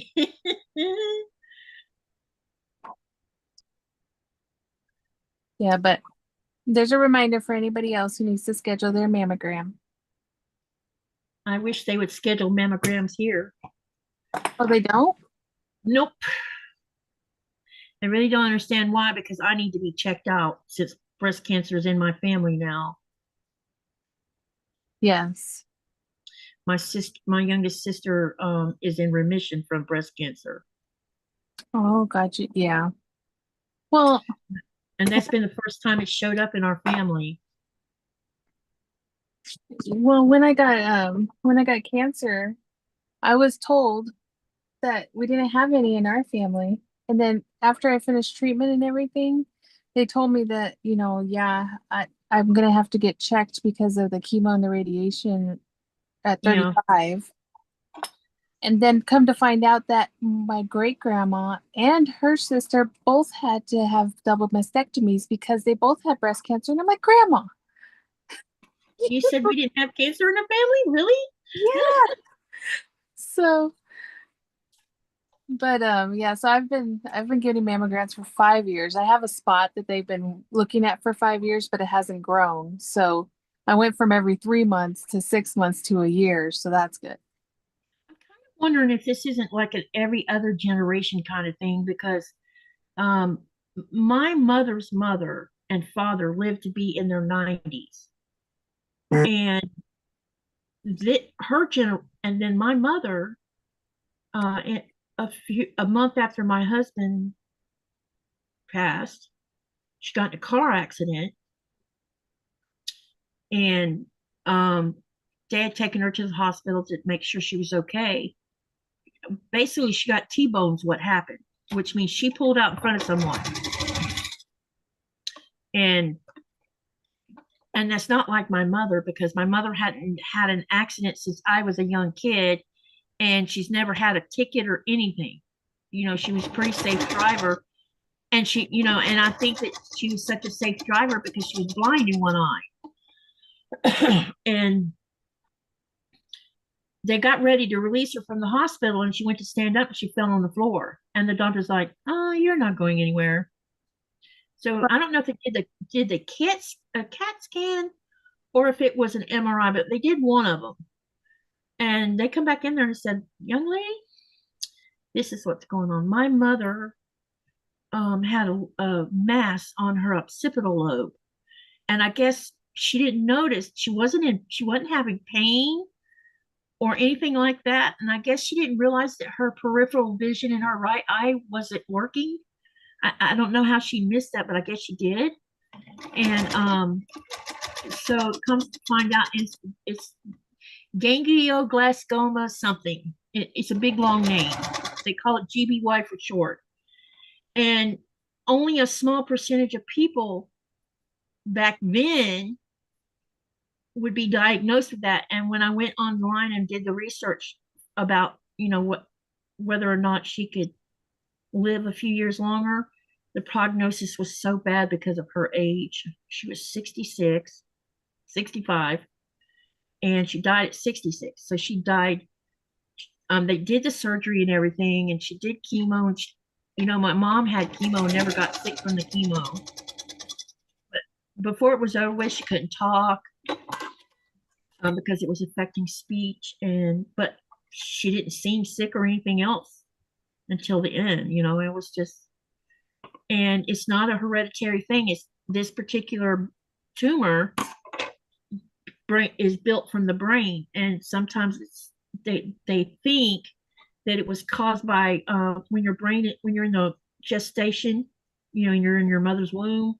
Sometimes the brain cells don't always, when the brain is growing, doesn't a certain part of it doesn't put itself back a certain way or something. They really don't have a good explanation for it. But the older you are and you get it, the less chance you have of even having any kind of survival rate. Oh, So I lost both my parents. My dad was 56 and my mom was 66. oh, yeah. And my sister had, like I said, breast cancer. So that was interesting thing to show up right in the middle of our family because we did investigation.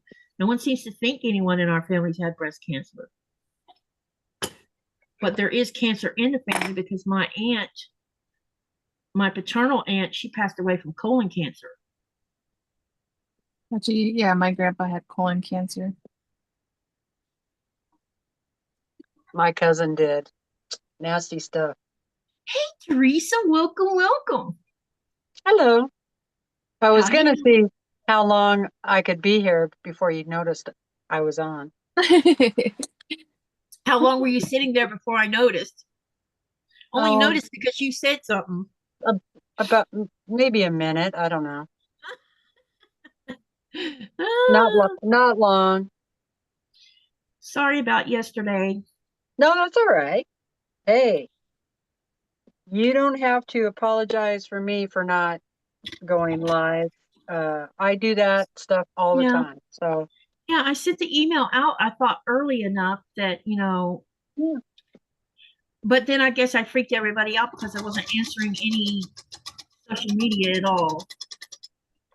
I just was in one. My sis, Myra called me, and I can't ignore a phone call, because I didn't have the phone turned off. She's like, "Are you okay?" And I'm like, "No, having a bad day." We have those. And I just didn't feel like trying to put on a happy face yesterday, knowing I wasn't feeling it. Right. So yeah. it's best to, you know, I don't blame you. I slept some of the day yesterday. I did eat. You be proud of me. I did make myself some food. I did do that. So at least I wasn't totally unproductive yesterday. I was a really good girl today. I had an apple. That's it? I have not had an apple in months. Are you not supposed to eat apples? They can be a little hard on the stomach, but I got to be sure to peel them. And with my stomach condition, I can have an apple twice a week, but I don't do that because they are kind of hard to digest. Raw food is hard for me, Yeah. for my stomach.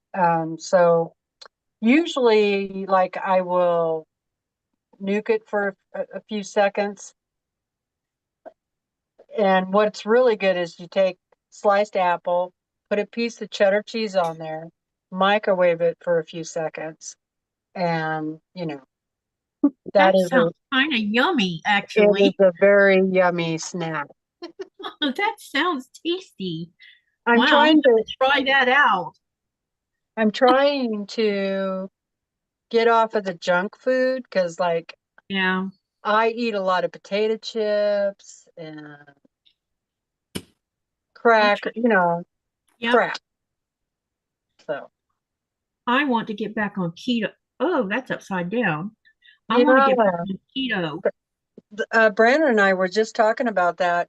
He has a friend here that is, oh gosh, he's got to be 320 pounds at least. Uh-huh. And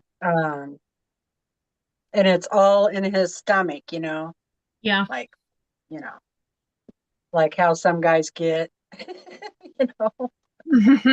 Us women too, especially Yeah, those of us childbearing people. Yeah, that's where mine was. It was in my stomach. I feel pretty lucky in that regard. I mean, I've never gotten really over like 156 pounds. That's Unfortunately, my weight came from spending 7 months on prednisone. Oh yeah. oh yeah, that'll do it.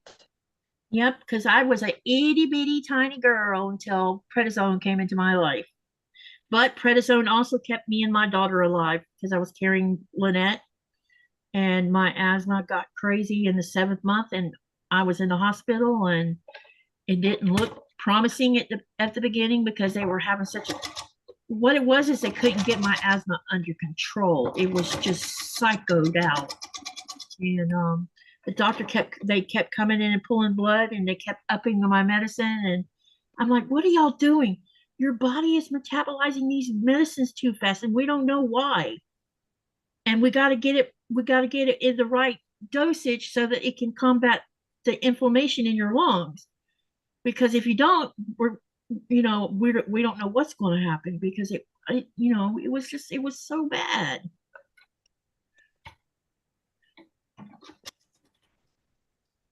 Yeah. Then I had to beg to go home. I'd been in the hospital, I guess, 2 weeks, and I asked the doctor. I said, "Can I go home for my wedding anniversary?" He's like, "I really don't want you going anywhere." I'm like, "Why not?"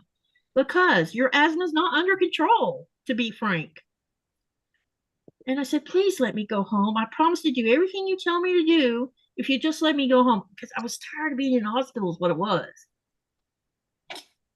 And so they sent me home with a bunch of stuff. And then he said, he says, now that you know what it's going to be like if you can't breathe, don't wait till the last minute like you did. Get back up here. I'm like, yes, sir. Yeah. And I did everything they told me to do. And I had to check in. I had to go to the doctor, I think. They sent me to a respiratory doctor. And so about every 2 or 3 days, I had to go in and they had to pull blood to check and see if they needed to up my aminophylline, because that's what they were trying to get up high enough to combat the whole thing. And because they had me at the highest dose possible for prednisone without causing harm, you know. Yeah. And I think the first couple weeks after I got out of the hospital, they kept upping my aminophylline, and then at some point, they finally reached the capacity that worked, and it was like 900 milligrams every day of that stuff. Oh, yeah. And I was bouncing off the walls, let me tell you. Yep. No sleep. No nothing. Nope. My first husband told me, he says, you would do all this stuff. You never sat still for any 2 seconds. And, you know, to be honest, I don't remember any of that. I don't remember being hyper like that. Oh, I was too. Yeah, I had CIU, and it was the chronic hive condition that I have. Yeah. And I spent 1.5 years on prednisone, because without it, I would have to be in the hospital because the hives were so bad. Yeah. So I had to take it every day. And then I finally went into remission, and I think the first time I gained 80 pounds from it. And then it took 5 years before I could start losing any weight. And then I got cancer, and of course they've had to push me full of prednisone again. And then after that ended, my CIU came back. So another 1.5 years of daily prednisone again. Golly. And I gained 120 pounds. Gee whiz. Yep. Yeah, I finally lost. my story. Yeah, I finally lost that. I guess I was lucky. Prednisone never did that to me, but it did give me a lot of energy. Yep, I was bouncing, boy. I just would not slow down. And for 12 weeks, Lynette did not, because she had it in her system from me being pregnant, and I was also breastfeeding her. And for 12 weeks, that child would scream from 6 p.m. until like 1 o'clock in the morning. And nothing I did would settle her. And when I took her to the doctor, and I told him he says, it's because you're on prednisone and you're breastfeeding. But she's also not been able to get the prednisone out of her system because she was in the uterus, in your stomach. Right. And sometimes this is a side effect for babies. And I said, well, is this going to complicate her growing? And, is it going to cause side effects, mentally? And he's like, nope. But you're going to have to endure what some people call colic when it's not colic. Oh. And at some point around the 12th week, her body finally moderated itself enough, and she stopped screaming. And then she became this happy, smiley, giggly little baby. Yeah. But back to the keto thing. I was on keto for a year, right before the pandemic started. So that was 2019. I lost 48 pounds, and I wasn't even trying to lose weight. I was just trying to eat that way. And that 48 pounds came off during the year, not all at one time. I think I lost the first month. I didn't lose hardly anything except water weight. And then suddenly I was losing weight. But one of the things that I've got to do again, that's going to be a pain in mine, you know what, is I had to up the calories. The nutritionist said, if you're going to do this, we need you eating 2,300 calories every day. And I'm like, what? Yeah. I'm not going to lose any weight. She says, yes, you will. because you know what? You're starving yourself because you never eat. And she's right. Like today, I haven't eaten a thing. Yeah, Yesterday I did, but today I haven't. Well, and that's the thing is that for the longest time, I didn't eat. I would eat maybe one meal a day for like 3 years, and I still couldn't lose any weight at all. Yeah. And that's what they were saying because I was only eating one meal or not eating at all. My body, every time I did put food in my mouth, instead of metabolizing it properly, my lack of food is your body does this little weird thing. It's like, nope, I'm in starvation mode, your so I'm just gonna hang on to it. your body is made to store fat for if you are going to starve. So Yeah, that is why you need to eat when you're on a diet, is because it won't start using up those fat storages otherwise. yeah. So, And so I did, yeah, I didn't finish telling you. Anyway, that guy started the keto diet yeah, like maybe 7 days, and he's lost 18 pounds. he's doing good then. Yeah, and he's just been eating meat Has mostly. he mentioned whether he's been feeling terrible for the first week or No, two? I didn't talk to him. Brandon did. Brandon don't ask those kind of questions, you know. But Well, usually the first 2 weeks you feel horrible. Yeah, you feel like you have the flu. really, Yeah. Yep. It's the well, weirdest thing. It's I don't because your want to do body's that. withdrawing. It's because when you cut off potatoes and rice and all these high bread. Now I'm not a big bread eater, but I eat sometimes. But any of that high stuff that has high carbohydrate counts in it, your body goes through this thing of withdrawing from those particular kind of carbs. Huh. Yeah, and like the sugar too. Yep, and then there's the withdrawal of the sugar as well, Yep. because it's been, the sugar is the worst if I you're a would sugar. have a hard time with the bread because I have had a piece of wheat toast, like with like a 9 grain bread, and one piece of toast. That's what I eat for breakfast every day. What And else do you eat carbohydrate wise every I day? put butter on it, real butter, Mm-hmm. and I That's put good. honey on it. Honey. That's all the carbohydrates I eat. So you would be probably fine then. Because if you can keep, I was watching a video the other day that it was a doctor. He's actually a doctor, and he was talking about keto and the carnivore program as well. And he actually has a PhD, and he was talking about most humans were never meant to eat the excessive amount of carbohydrates we all eat. When the FDA changed the tree and started increased eat low fat, eat high carbs, Yeah. that's when all the people a lot of people in the United States went from being moderately overweight to obese because they put sugar in everything. Yep. Well, So look at the with the labels. breads and stuff, they want bread as a filler, trying to fill Yeah, you up, So if I can there's tell not you. meat around and that kind of stuff, eat breads Yeah, and cereals and cereals are really bad for kids. oh yeah. Well, not So only that, sugar. have all the food dyes and then the weird stuff your body can't actually digest. Yep. Once I cut out the GMOs and the bioengineered foods, and then I stopped craving the extra sugars. I can't even eat regular potato chips anymore. They don't taste good. Yep.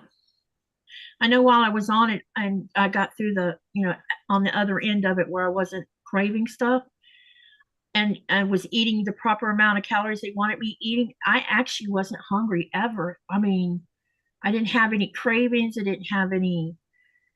I think the biggest thing when I did have a craving, it was more vegetable related than anything else. Like I wanted to eat spinach sometimes. And Oh yeah. spinach is not bad, But there are times when I just want to eat nothing but spinach. It's the weirdest thing. I love kale. I have never eaten kale, so I don't know if I'd like it or not. I love kale smoothies. Oh, that's interesting. Yeah, I really enjoy those. Like the green smoothies with like celery, cucumber, kale, ginger, apple, pear, lemon. Yeah, Like on the So, keto you can't have apples and pears and oranges, but you can have berries, right. which was fine with me. I don't eat a lot of, well, I love oranges, but I'm selective about what, if an orange doesn't look pretty to me, I'm not going to eat it. So, I'm weird. need to eat like a monkey. Yeah.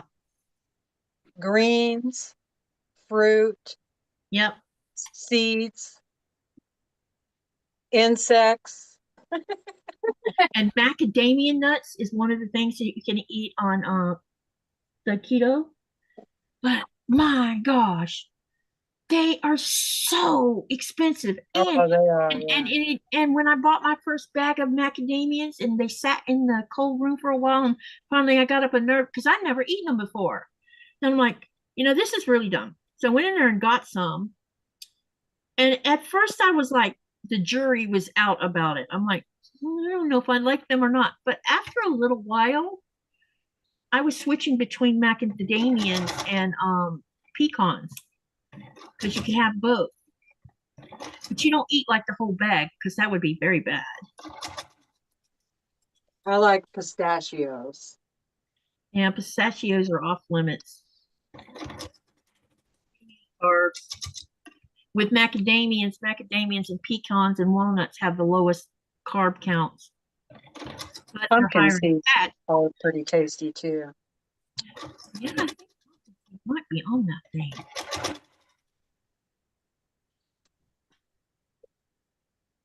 Hi, Denise. Hey, Denise, how are you? I hope you're having a good day and have had a great week. I'll be right back. Okay. What you working on, Teresa? My horse. Your horse is coming along. I worked on it earlier today too, so it is. I just thought I'd come on and say hello to you so you didn't think I was mad at you. Well, I appreciate that because I don't know if you saw the email or not. Yeah, I saw the email. Okay, Yeah, because just I earlier. said I was sorry for ditching all y'all yesterday. Uh, Because I sent the email out at 2 o'clock my time, which would have been 1, 12, 11, 10, about 9 o'clock your time, or no, 8 o'clock your time. oh, okay. Something like that. It was in the morning time when you got it. But I don't know how often you check emails and stuff, so I don't know what time you actually saw the cancellation yesterday. Yeah, I don't know what time it was either because I don't check my emails very often. But you might have seen it come across YouTube because I posted and I didn't even say why it was canceling. I just said the live tonight Yeah, is canceled. that's when I saw it was on the YouTube. I didn't feel like explaining myself yesterday. That's okay. You don't have to. I have to. Then I didn't know how I was supposed to talk about it, so I'm like, I'm just not going to say anything. Yeah, just Katie was in grump mode. Let's not do a live. Grump. It's okay. I was grumpy. It's the only way I can describe it. Katie's being grumpy. Yeah. It happens. And I knew I just didn't think I could put on a happy face and get rid of it.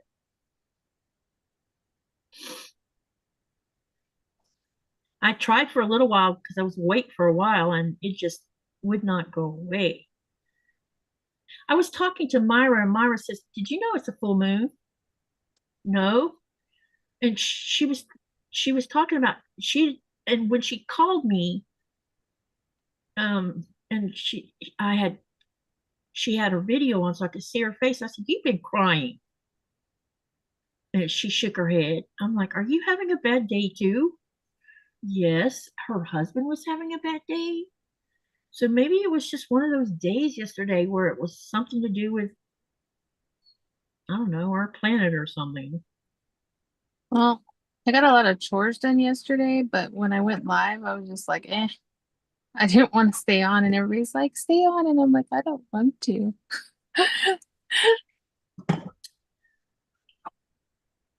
It's funny when you get in those moods and you're like, I really don't want to.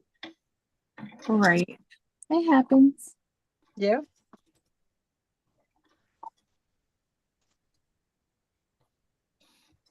I know the full moon really affects me. It affects my sleep, my attitude. And that's probably what was contributing to mine. And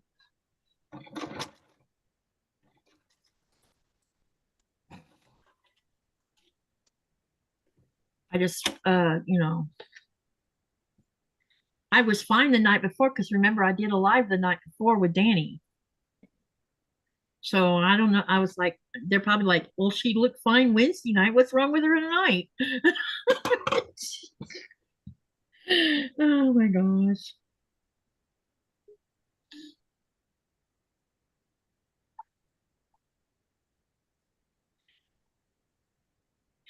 Denise says to Teresa, I'm having stomach issues now. Don't know the cause, but I can't seem to digest my food. Ooh, Oh, that's not good. that doesn't sound right. And then she asked Janice about, does that mean you want to be a principal? And then Janice says, there are so many leadership roles in education. I don't necessarily want to become a principal. There is definitely a lot of leadership. Denise, I have a lot of stomach problems too, and I had what was it called? SIBO. So I had like the overgrowth of bacteria in my intestines. So they had to give me antibiotics because my food only digests like 20% of a normal person's. So um I had to do like a different diet and take antibiotics to help with my digestion problems. Just an idea. What does SIBO stand for? I say Small acid, intestinal bacterial overgrowth. acidophilus is really good Yeah, I've heard that. for your stomach. You know, it's got the good fluoride. Really, really helps with digestion and stuff. And it's you know, basically the same thing as yogurt, only Yeah. better, in my opinion, because it's not sour, you know, it's a pill. Probiotic. Yep. Okay. Let me press these and then we're going to put that cap on here.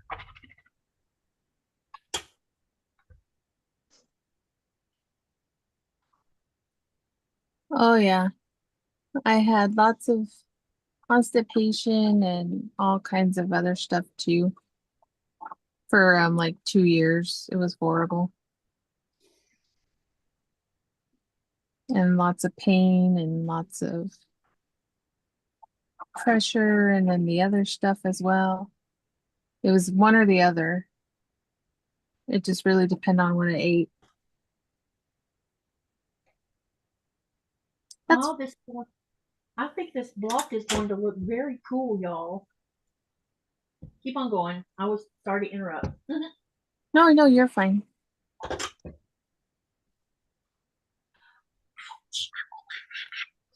I stitching in the interlake.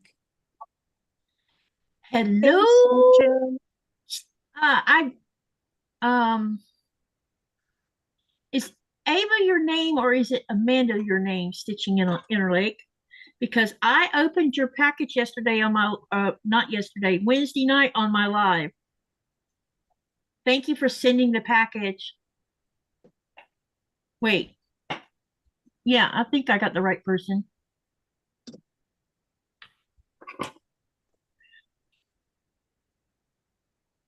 She sent me cross stitch stuff, Teresa. Ooh. Oh yeah, I remember she said she was going to do that. Yeah, so you didn't see it yet? I can re-show it tonight if y'all want to see Her it. name's Eva. Okay. Hi, Eva. Hi, Eva. Or is it Eva or Ava? How do you pronounce your name?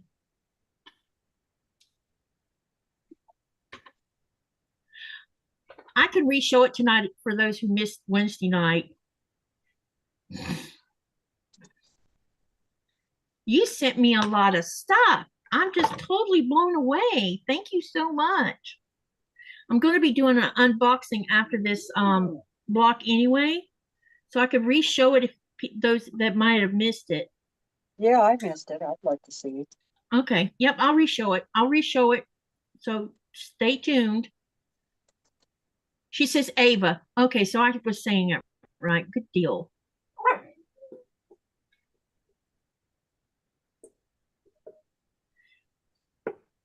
Look who's perked up and Then making we the need to spell it Ava then. She says, please don't call me. Huh? You don't want us calling you by your name? Don't call me Eva. She wants to be called Ava. I guess. I don't know. Maybe she doesn't want us to say her name. I don't know. Some people don't want their name out there. Do you not want us to call you by your first name at all, or you just want us to pronounce it right?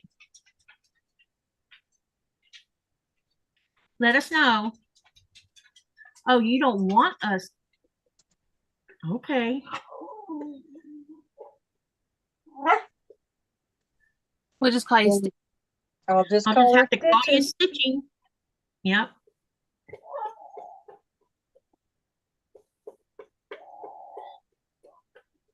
Young lady. Moda, what's the matter, baby? She hears my dog. Someone's woke up and it's like,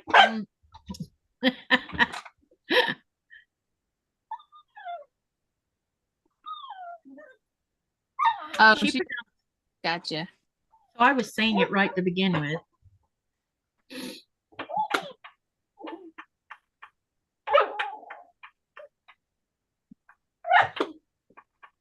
See, I have a granddaughter. Her name is Ava, but her name is spelled with an A instead of an E. But I've also heard the EVA is said Ava or over here anyway. It's Ava instead of Eva.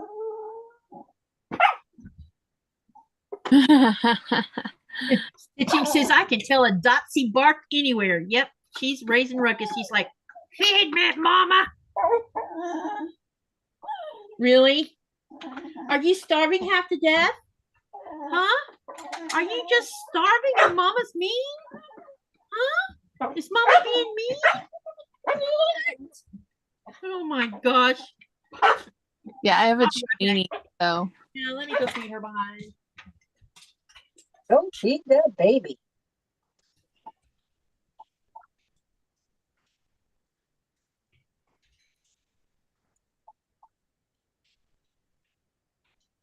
Like, I am hungry right now, woman. Get up and feed me. Yep. Yeah, my other chihuahua came in here. He's looking around. I think he's looking for the other noise. That he's trying to figure out where it was coming from.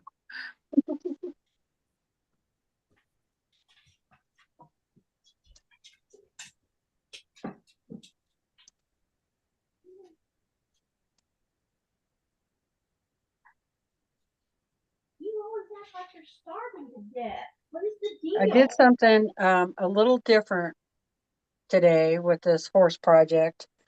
I just took the colors that I'm working with, and I cut up a whole bunch of pieces,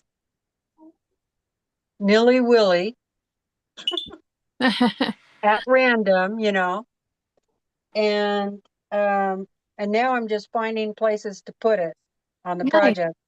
And it's actually going a lot faster. Oh, fun. So yeah, it's working out really good this way. I like it. Yeah, I like that. That's just fun because just figure out like so that you're not like having to, you know, try to color coordinate it. You just kind of put it there and then it comes together on its own. Yeah. Wait. I'm still trying to pack and I want it done like last week. Yeah, packing's the worst. Okay. That'll keep her quiet for a little while, maybe. That's what Until, you See, I until figured she's she would got to have go done it an potty. hour. I figured she would get loud an hour ago but she was over here snoozing underneath the desk and not moving. So I'm like, okay. Then she woke up and there she was, like, you didn't feed me, bad mommy.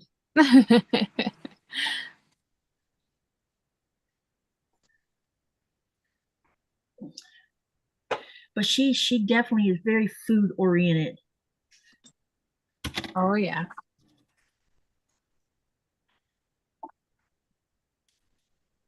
I was hoping this yellow was so much of a different. It's only a little bit darker than the hair. Darn it. Oh well. So what do you think your top seller is for your plushies? They really enjoy my little mini killers. Cool. So, I think out of all of them, Sam is my biggest seller. Nice. It's because he's so cute. Stitching says she's owned many Dotsies over the years. She's still trying to pack and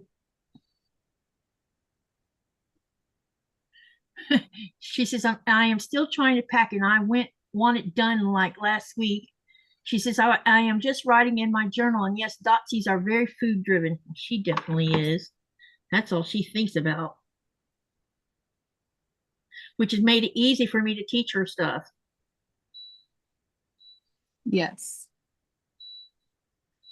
Now when we go into when I get ready to go feed her, I don't even have to tell her. She sits and she looks at me because I've taught her to look at me before I tell her she can eat. Instead of making her sit and then say, go get it, I started teach her, take my finger and I'd say, look.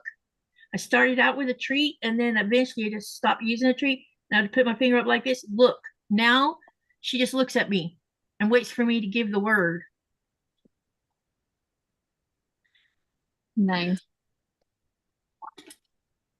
Plus, I'm trying to teach her to, while doing that look thing, it's making her think for a few minutes, even though in her mind, she's like, I really want to eat like right now, you know? Right.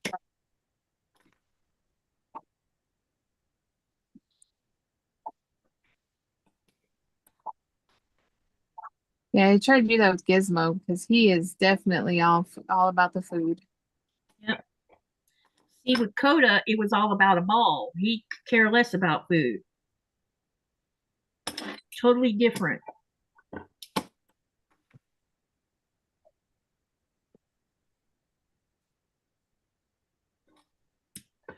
Okay, let me get these pressed and then we're going to attach them to the square.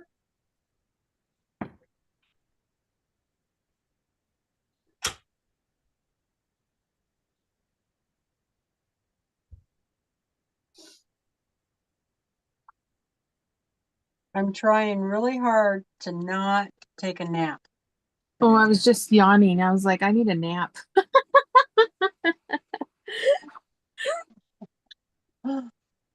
It's so funny you said I that. know I'm starting to get tired, but I'm going to try and push myself through. I think I would sleep a lot better. I slept pretty good last night. Or at least don't take a nap after 2 o'clock, right? Yeah. Okay, first let's get rid of these ears.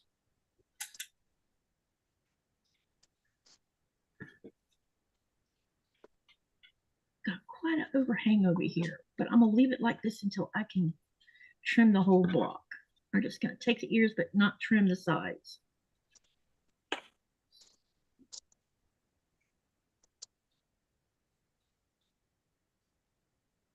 This block is gonna go together here in a few minutes. I'm excited. Yay.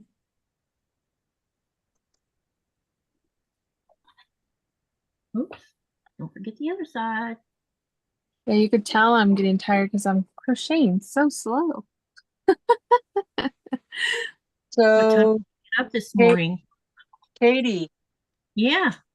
what was overwhelming about the cross stitch? Ava wants to know. I'm like, wow, there's a lot of stuff, and I don't even know how to read any of it.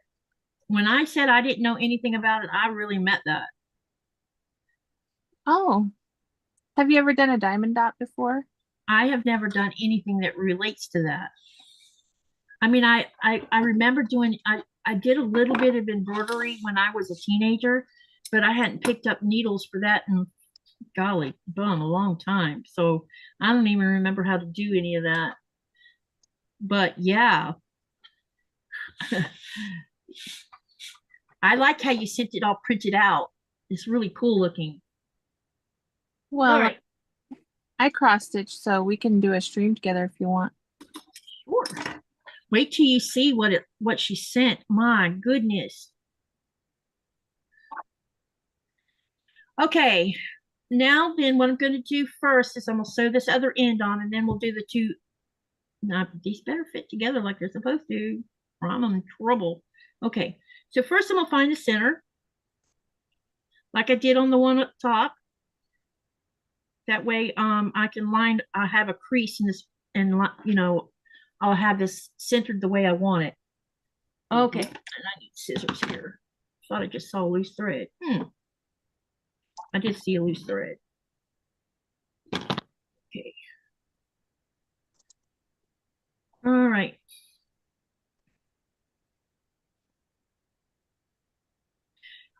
When I was showing the when I did the opening stitching in the live Wednesday, a lot of people said they'd never seen pre-printed cross stitch fabric or whatever you call it. What do they call that you sew on? Really? Oh, the cloth, the 80 cloth. Yeah, the cloth had pre-printed on it, and several people has said they have never seen that before. Really? Do you remember that big dragon I did? Yes. So the reason it took me so long to do it is because when I bought the pattern, it came pre-printed, and it threw me off because I had never seen pre-printed cloth before. And that was cross stitch too, right? Yes, that was cross stitch. Okay. Ouch. She sent two nice sets of stuff. But for a beginner, that's good because then you don't actually have to count it, and then you don't have to worry about putting it in the wrong spot because it's colored. Oh, got you. Yeah, so when you're doing the counted cross stitch, you start from a blank canvas and you actually have to count it and do it from like scratch. So that one, you just have to match the color with the number or the picture. Yeah. Yeah. So it's good that if you've never done it, that'll be really easy for you to Yeah, I've never done it in my life, so I have no idea. This is going to be all me learning something new. Yeah, that was my first love. I started learning to do that when I was like 6 years old. Wow, you've been doing it a long time then. Yeah, I had to take a break because of my neuropathy and the problems with my hands. So I don't get to do it as much as I used to.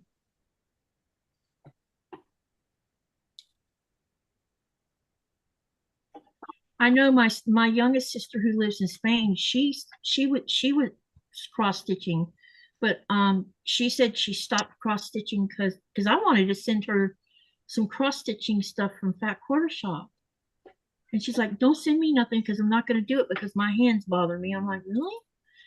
And my other sister, she says she has arthritis in her fingers, and I don't know what to make of all of that. Two Aw. sisters with hand trouble? Yeah. Nora, what are you munching on?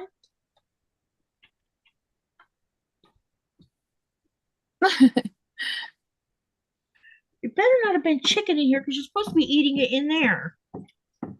But I want to be with you, Mama.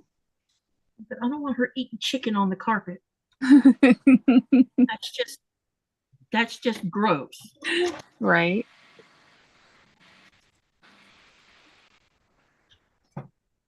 Ah, I see what you're chewing on. Really? She found a plastic container that she wanted to munch on or chew on just for chewing. Problem is I don't want any of that getting in her belly. Oh yeah, no. I have a raw bone, but I need to go to the store and buy me a hacksaw blade so I can cut the raw bone in half, and then she can occupy herself with one of those because she does like to chew sometimes. She doesn't chew on anything in the house. The dogs generally like having a bone or something to chew on. And with it being a raw bone, I don't want this big bone laying on the floor for days on end. And if I just cut it, quarter it and just give her a little bit, then she won't be leaving it laying around because that just sounds gross. Ooh, Stitching says she's been stitching for 55 plus years. Nice. Okay, Andrea, I will do that in just a minute. Let me finish this block and then I'll show it. But let me go over there and make sure it went through too. Because the bot's been holding things until I say yes. It definitely has took care of, oh yeah, there's a pending post. There we go. Ooh, look what you've been doing.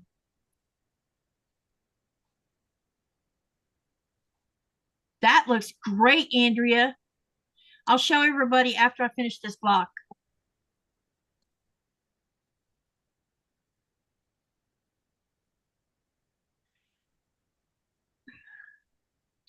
Hang on a second, y'all. Yeah. Okay. I want to make sure I had it where I could get to it. Can't you ask your butcher to cut the bone the way you like? This particular bone came off of we took the bone out of a lamb leg or a leg of lamb, and I don't know if I could just come. I'll talk to the butcher to find out since you brought that up. I don't know if I can bring it back in the store after we've taken the meat off of it and have him cut it for me or not. I don't know if he'll do it.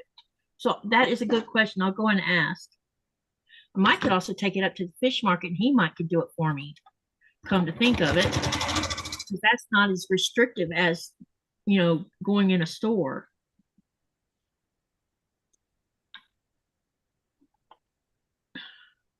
Okay, let me press this. I need to press this the other direction. Yep.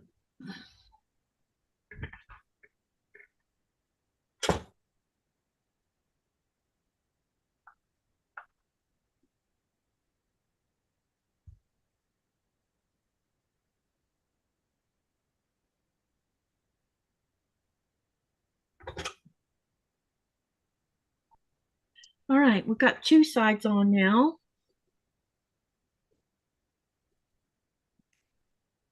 Well, hello, neighbor.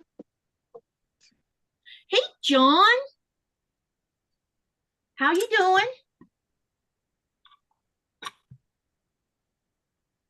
No, I bought a frozen leg of lamb. We thawed it out. We took the bone out of it. And there was part of the bone that I actually had already given to her because it was small enough.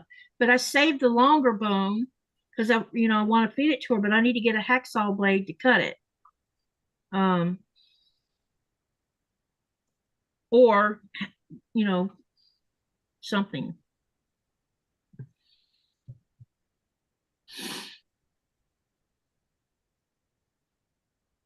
Now, if I wanted him to like cut the leg in pieces, he would do that while it was frozen because it's right there in the store. But I think once you leave the store, I don't know if you can turn around and bring it back or not.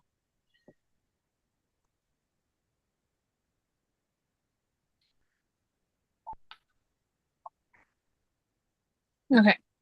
I was trying to get the picture. Let me see if it shows up. Hang on. You're going to have to drop it down a little bit and then let me spotlight. Pull it down some more. Move it toward you a little. There we go. Now everybody can see. Wow, it looks wonderful. Yeah, so that's the one I just finished. Wow, Andy, It's that's 4 gorgeous. months. I wonder if they sell horsey stuff like that too. Oh, I'm sure. That's really cool. I remember when you first started on it. Yeah. That's when I started following your channel. Yeah, it was gorgeous. I still have to get it framed. What size is it? It's about 2.5 feet wide, and then Oh, it's a big one. yeah, it's huge. It was like 28,000 stitches. Wow. Yeah. Okay, now I'm ready to wait, I got to get the centers on this side. That's awesome.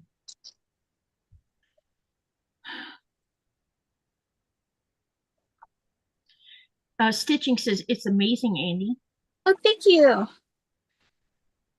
John Harris says, doing a bit better, still working on getting my back healed. I didn't know you were down with your back. I wonder why I hadn't seen you in a while. Oh. Frank still hasn't shown back up either, so I don't know how he's doing. A little worried about him because he said he was going to check in once he got moved to Pennsylvania. I think it was Frank that was moving. One of them were moving. I don't remember. Somebody. I think it was Frank.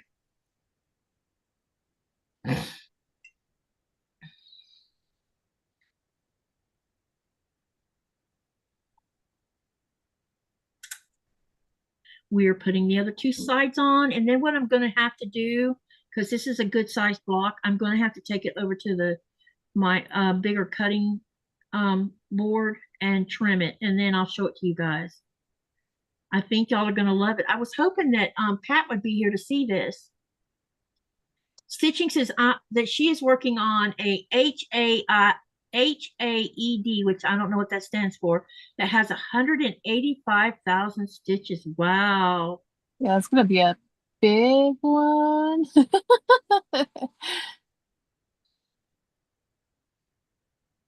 I will tell you, there's this one that my mom was working on when I was a kid, and we finally found the pattern for it. So Yeah. I'm gonna try to do it, and it was a castle with a dragon wrapped around it. I can't remember the artist, but it's one I looked for forever, and I could never find the pattern online. So we finally found it. So I can't wait to do it. Oh, that's cool. Heaven and Earth Design. Yeah, that's what it was. Okay, I knew what that meant. Oh, heaven and earth. Okay. Yeah, I didn't know what it meant.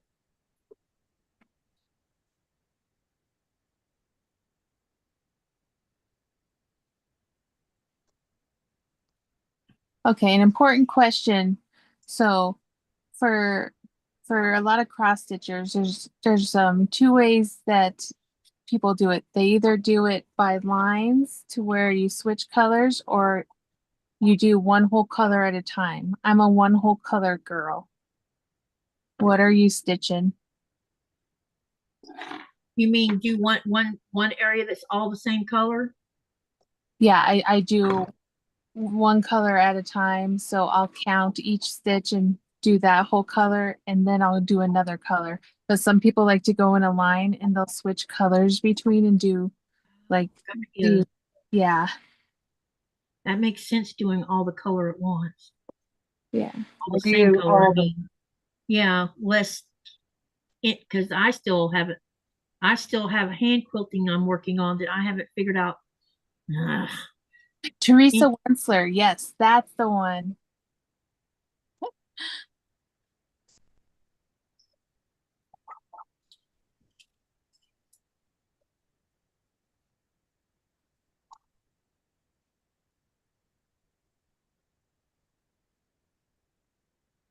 We're getting really close to this block. This block is going to be cool looking, I think. Definitely going to look different than what the picture shows on it. I was hoping Pat would be here for this. Something must have came up.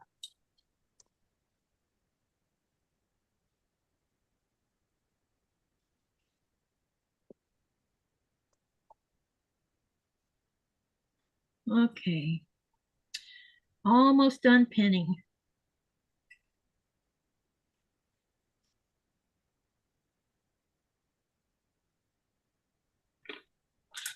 All right, let's get this sewn.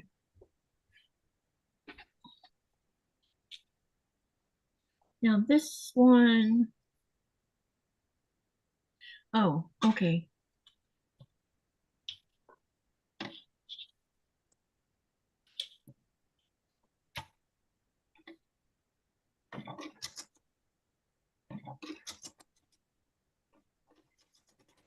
Depends on if it's canonically like masking through stitching myself. Others like working in pages. Diagonals are 10 by 10 blocks. Yep.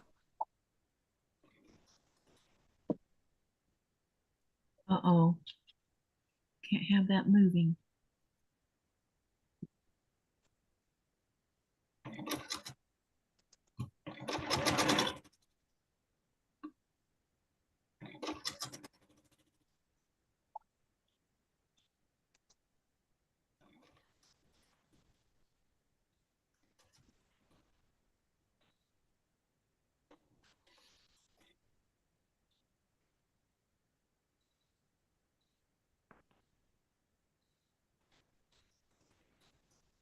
Remember how I said the other day, Teresa, that my um, iron hadn't been beeping the whole time? Yeah. It's back to beeping again. You jinxed it. Well, I think I might be wrong, but it might be time for a new iron. Although I haven't used this one that long. I think I've used it 2 years, I think. Yeah, 2 years. No longer than 2 years, 3 years. When I picked it up earlier, I could hear it making a weird noise on the inside of it, and I'm wondering if I haven't dropped it or nothing, so I don't know what its problem is. Maybe they wear out. I don't know why that doesn't look right there.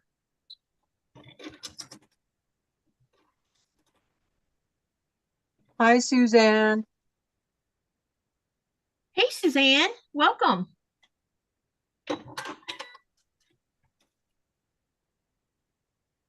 All right, let's go over here and get this pressed out, and then I'm going to go trim it.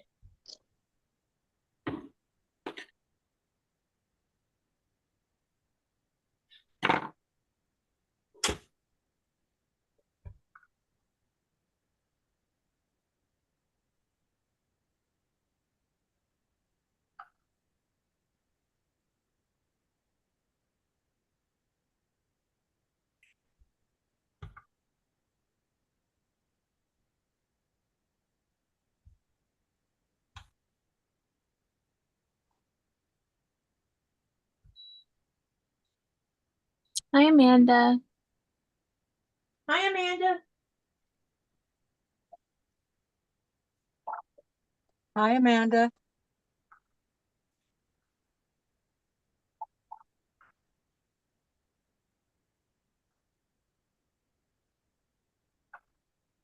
All right, now you're supposed to be laying down. Why are you giving me a hard time? That is really hot.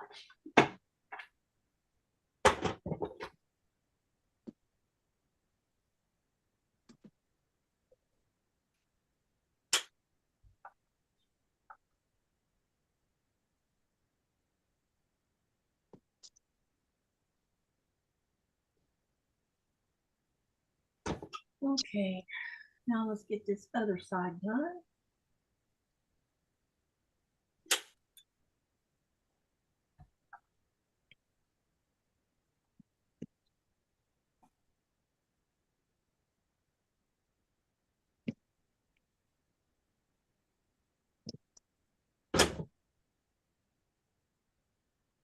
Ooh-wee.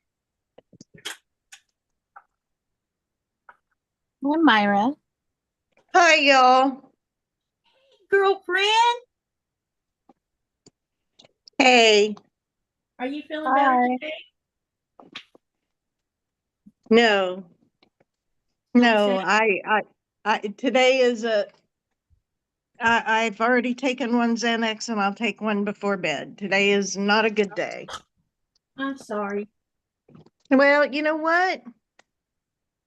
I just have to praise God that I'm having a day, that I get to have a day. There are people on this earth whose loved ones don't get a day, right?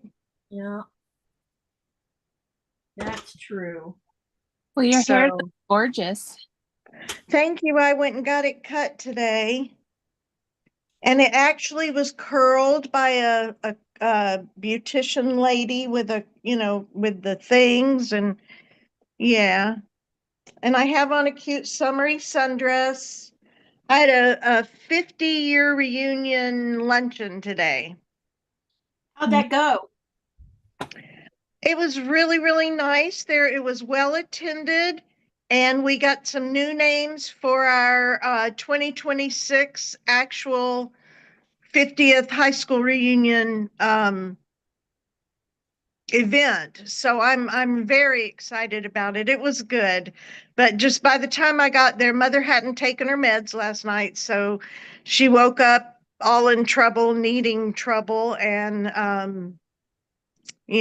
help breathing, and so it just yeah, but anyway, I'm here and I'm grateful and man, Andy, you're just going to town. Look at you go. Woo. Thanks. And of course, Teresa, yours just doesn't do anything but get any prettier. Hello, everybody. I can't see you because I only have my phone this month here at Mama's.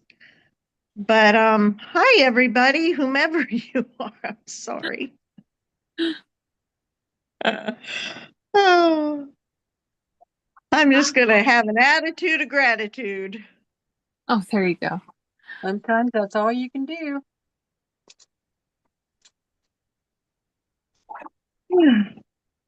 Attitude for gratitude. That's an interesting way of putting it. I can't hear you. I know you can't. I'll be in there in a minute. Oh, okay.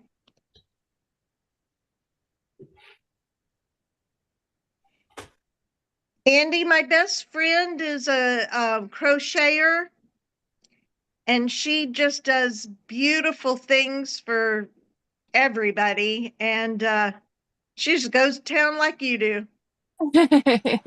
Crazy beans. Yes, I am. I want to do some other things, but I am like stuck right now in crochet, but I do all kinds of stuff. But right now, Sure. dolls, dolls, dolls. That's awesome. But yes, I love it. It's fun. And I love how people get so excited when they see something. They're like, I need this right now. It's the best thing ever. Makes me so happy. So, plus, when they turn out great, it makes you even happier. Like this little guy, I decided to make a hot air balloon the other day and it just ended up perfect. Oh, I love it. Yeah, and That then is so precious. and the little Labubu fit in it. So Do you know what that would be so cute on? what? If you use different colors, but of course the brown basket, and made a child's over the bassinet. Oh yeah, like a mobile. Thank you, that word, a mobile, yeah. Oh, that would be When- cute. That would be, and then if they reached up and grabbed them and they came down, it wouldn't hurt them. Right. Hey, Oh, sissy. Are you guys ready? yes. Yes. Let me spotlight. Oh, sorry, I'm late. It's okay. It is what There's it no is. late. Yeah, there's no late. You're so kind. Oh, I love it. I Very love nice. it. This is block number 12, square and diamond.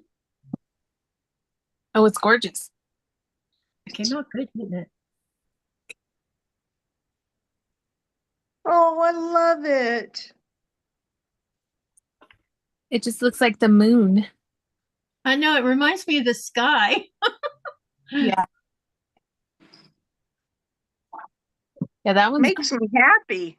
Yeah. So what I'm going to do is I'm going to reshare all 12 blocks with you guys. And yeah. Thank you, everyone. I appreciate Yeah. that. So I'm going to re-show you all the first 12 that we've done.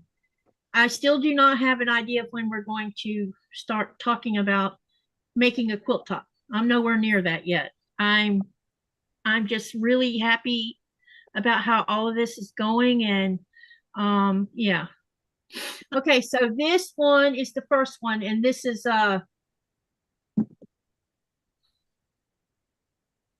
uh-oh, brain fart. Oh my gosh, hang on a minute, y'all. Okay, yeah, all right, now I can tell you what it is. This one, the first one, is French twist. This was the first one that we started with in February. Okay, French twist. This one's called Railroad Crossing. nice. That's block number 2. Block number 3 is Above and Beyond. Oh, wow. Yes. That's stunning. Thank you. Block number 4 is Nested Bear Paw.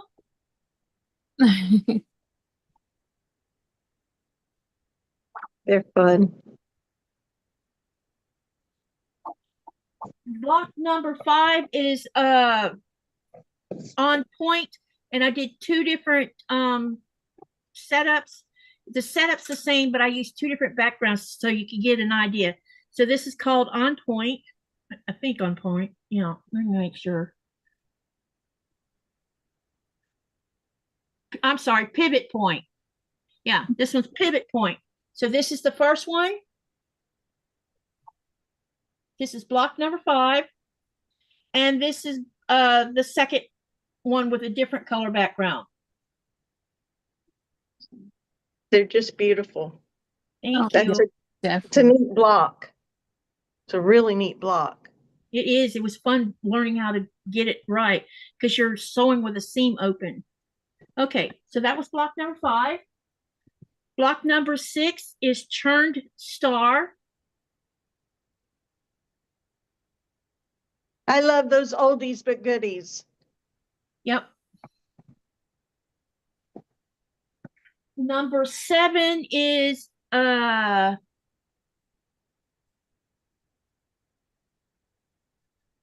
the Point, which was what I was trying to call the other one until I went and looked. This one's called To the Point.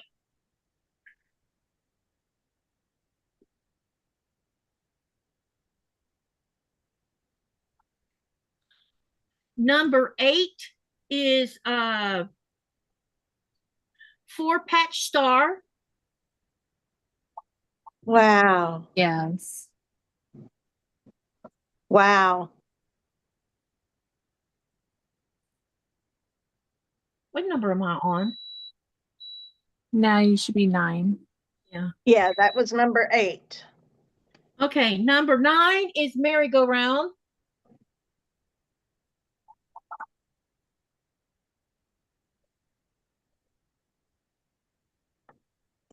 like that. That's a happy little block. Yeah, yeah. Number 10 is star checks.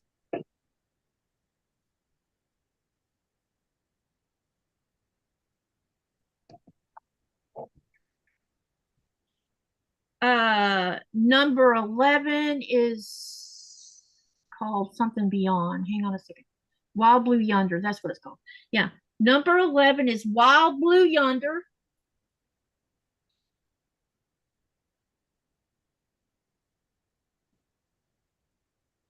And number 12 is what I finished tonight. And this one is called Square and Diamond. I still think that's my favorite. Yeah, I really like this one too. So And we're I- up to 12 brings- blocks now. Yeah. Okay. So Very nice. I think it's going to make a cool looking quilt. Oh, definitely.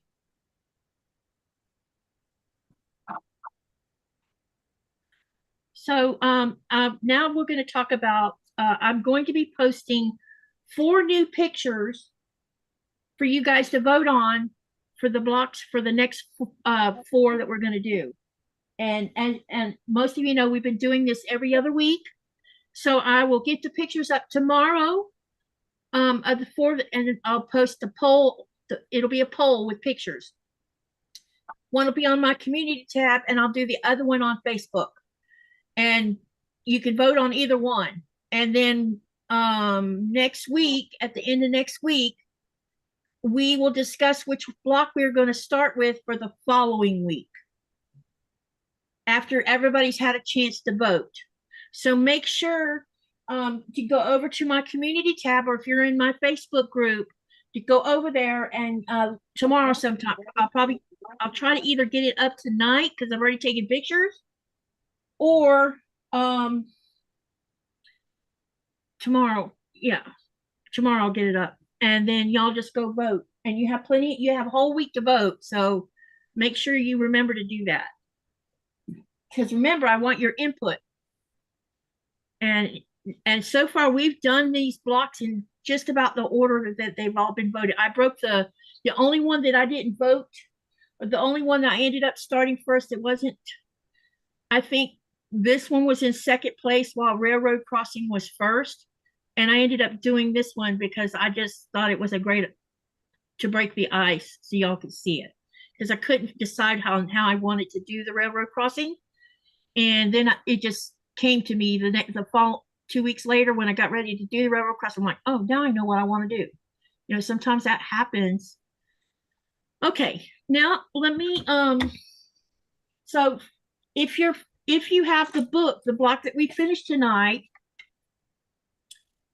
is Square and Diamonds. And see, the block don't look like much when you see it like this.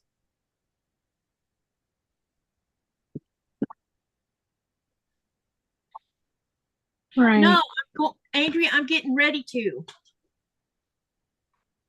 Just give me a minute. I'm just trying to take care of this. Okay, so tomorrow, start looking for the poll on either my community tab or on Facebook, or both. It's up to you. Once I know which one's going to has the most highest votes, I'll go ahead and post about it and show you a picture of that one. We're coming along with this. I think I want to set up a secondary poll because I want to talk to y'all about whether or not, now that we know that you can actually go download PDF file of the paper piecing, I'm thinking, since there's lots of star paper piecing in here, we could also do a little bit of paper piecing, and all you'd have to do is download it, print it, download it, print it, and get it ready. And then when we do it on a sew, but I want to get feedback before I start trying to do that, because so far we've just been piecing. That's what we've been doing. All right. Okay, so let's do that. All right. Now, before I share the screen, I want to show you guys something. Y'all know I haven't done my my Moda Blockheads number 7 yet. And that's this one.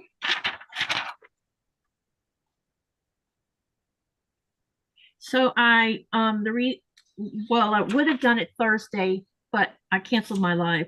But I wanted to show you what I've been doing. I've been coloring because I'm trying to figure out how I want to set this block up. And that's where I am on it so far. But can everyone see the friendship star peeking out of that? Yeah. I see it. And I'm thinking I want to make that prominent. So I just got to figure out what color I want to use to make it stand out. Because you can actually see, you can see a friendship star here. You can see this sort of border sticking out. Then you have an X going on through here through the middle. So there's lots of potential to make this have more than one block design sitting in this. Hey, Rita. Rita wants to know if you finished the cat. Oh, she did. Hang on. Well, I have to make it, I'm putting another one a little bit wider to see if I like that better. If not, I have to add more hair. All right, well, next thing's next, because we've got an unboxing to do and a re-showing of the cross stitch that Stitching sent me. Hold on a minute. But first, let me share a picture. What Andrea's been working on. Hold on. Oh, Let me go back.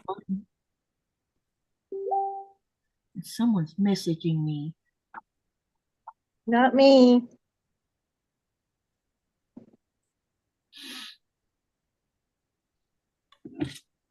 Oh, thank you, Andrea.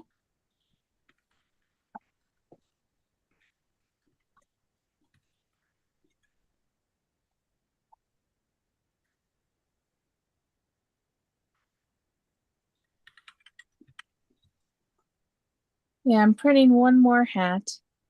Okay, let me get Andrea's picture up so that I can show it to you guys. All right. Share screen. I won't be able to see the chat, so y'all keep an eye on that for me if you don't mind. Let me know when you can see the screen. This is the Andrea says, this is the pattern I'm working on. I have written the pattern and I'm testing it now. It is a skill builder pattern featuring half square triangles and squares. It uses 3 colors. I am doing patriotic colors so I can donate it as a quilt of valor when I'm done. Ooh. I have 4 more rows to go and then the border. That looks good. Yes. Awesome. That looks really good. Wow. I love that weave effect it's giving. Oh, yeah. Good. That looks great, Andrea. Super duper.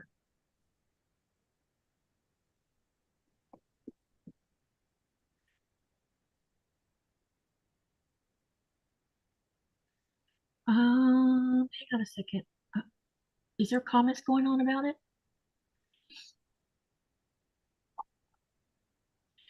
Rita says there's also a sawtooth star in that block. Yeah. So I want to see if I can't pull yeah. Anyway, back to Andrea. What do y'all think about Andrea's newest design?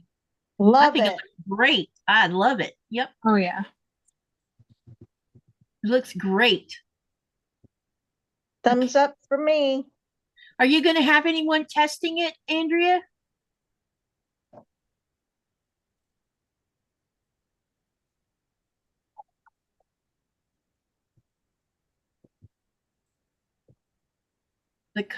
Each colorway has, wow, 96 half square triangles.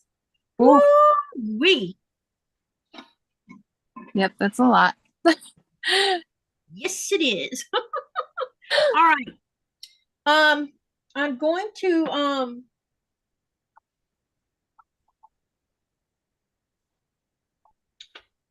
right, where the heck did I put that cross stitch? Oh, here it is. I'm gonna show you the cross stitch first and then we'll do the box opening. Yeah. Okay. Andrew says that is a 1 block wonder. I am doing a series of 1 block wonder quilts. Oh, okay. I didn't know that's what that was. Interesting. I do not know if I can find anyone who wants to tackle it, but anyone is welcome to. Let me see if I can squeeze it in. And if I do, I'm going to use half square triangle paper for it because I can get a lot done that way. I'm not drawing lines. No. All right. I'm going to spotlight my overhead phone camera. And we're going to look at this cross stitch that I was gifted from Stitching. Where'd she go? Stitching Life Together. Yeah. She was asking somebody what size are they? What size are what, Amanda? And I went Stitching in the Interlake is who I'm showing this cross stitch stuff from that gifted me. But Amanda, what was the question about?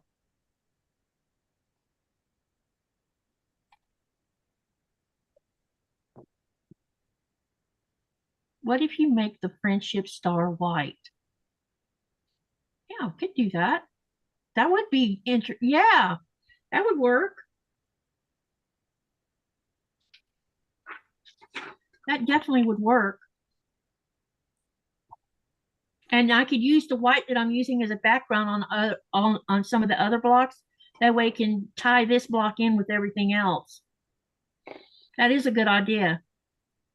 Oh, they're ranging between 12.5 to 12.25. I have two that are 12.25. Do I know why? No. But the rest of them's been 12.5. So, and I can work with that because I'm going to be using sashing anyway, and it's pretty easy to simplify that little issue. 1/4 inch is not a big deal. To me, not even a 1/2 inch is a big deal because I can improvise.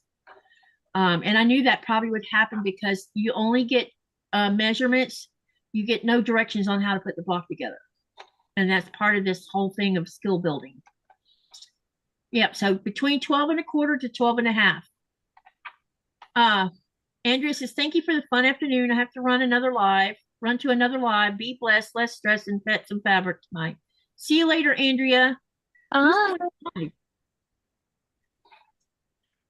right. Let's pull this out. I forgot I had a project bag, so that's what I'm putting this cross stitch in until I can get myself a container for all of this. So let me spotlight this.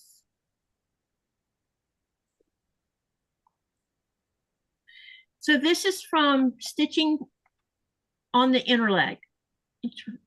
Golly, I can never get that right. That is a mouthful. Stitching in the Interlake. Okay, so I'm going to show you the part that's not wrapped up first. So it came with this pattern.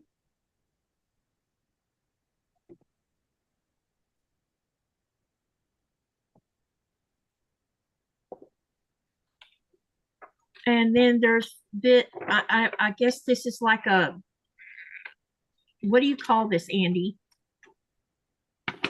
It's like a little booklet that has different parts of the pattern. Yeah, so that's your pattern. Yeah. Yep, so then each of those squares are 10 by 10. Oh, okay. You mean these squares? Yep. Okay, like 10 inch by 10 or 10 squares by 10 squares? 10 squares by 10 squares.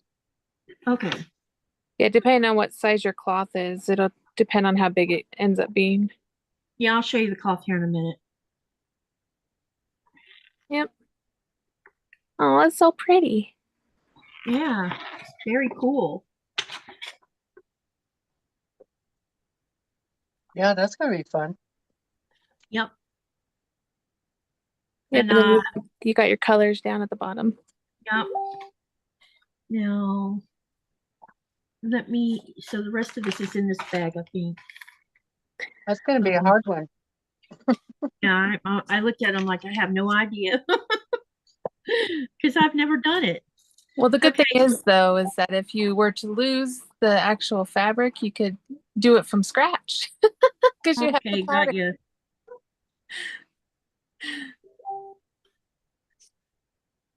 All right, so it came with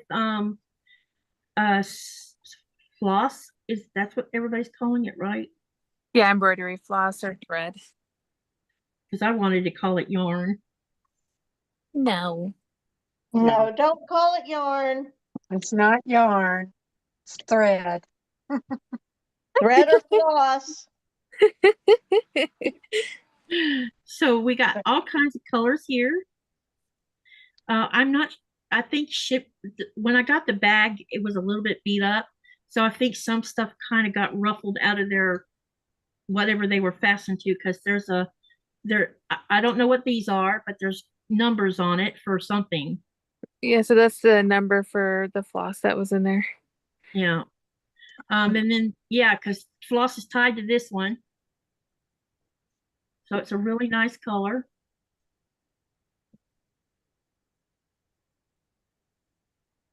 You're going to have to start watching some floss tube and Yep. Yeah, because I'm clueless. And then there's this where she's got floss attached to a color card. Yep.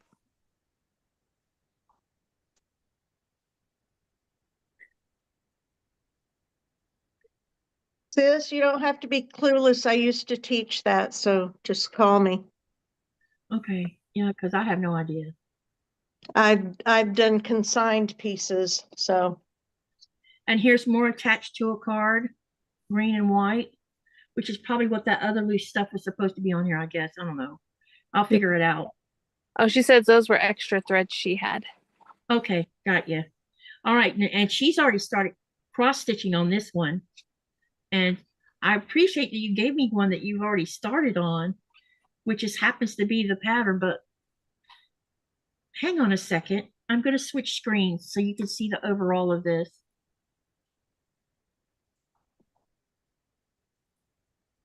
Because it might be easier to show it to you this way. So she's already done quite a bit of cross stitching in here. Can everybody see that okay? Oh, yeah. that's a printed fabric. Yes. Yeah. Oh, nice. Well, that'll make it easier. A lot easier. Do you see the little quilt squares on there too? Yep. Yeah. That's adorable. Yeah. Can this be pressed with an iron or will it melt it? No, you could press it with the iron. I always like to put a piece of cotton over it. Okay. Because I wouldn't mind pressing it to get from the shipping, because it got beat up a little bit. Yeah, usually as long as you don't have any of the metallic threads or those type of threads in there, most of them are all cotton. Yeah, it looks like cotton to me. So this is really cool, and I appreciate its stitching so much. That's so you know, and she says that's so you know. She says that's so you know what to do. Yep. Okay, so what I'm going to do is put all this together so I don't mix things up and get it in the wrong place. But I do have to go through here and untangle the stuff that came loose during shipping.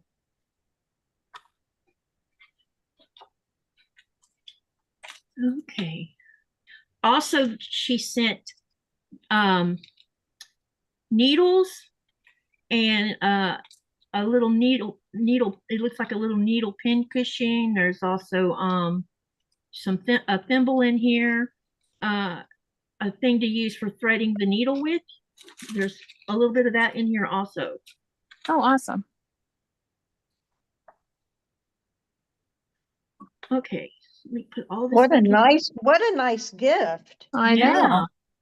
I'm just blown away by it. Overwhelmed. That's why I said overwhelmed, because I didn't expect that. I thought I would get, she said she was going to send me something so I could learn, and I figured it would be, I didn't have any expectations of what it was going to be, but Oh yeah, that's great. and I'll show you that there's one more part of this. So hold on a minute, but let me get this put back in its bag. I'm a little bit worried about tearing this up, trying to put it back in there.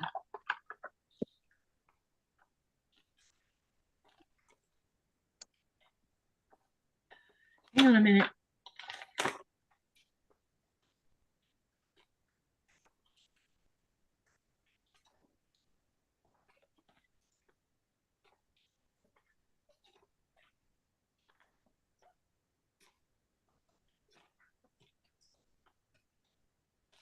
I'm having trouble with the bag. It's funny.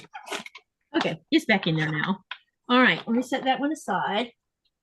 Okay, now I'm going to show you the big, what did you call it again? Fabric, right?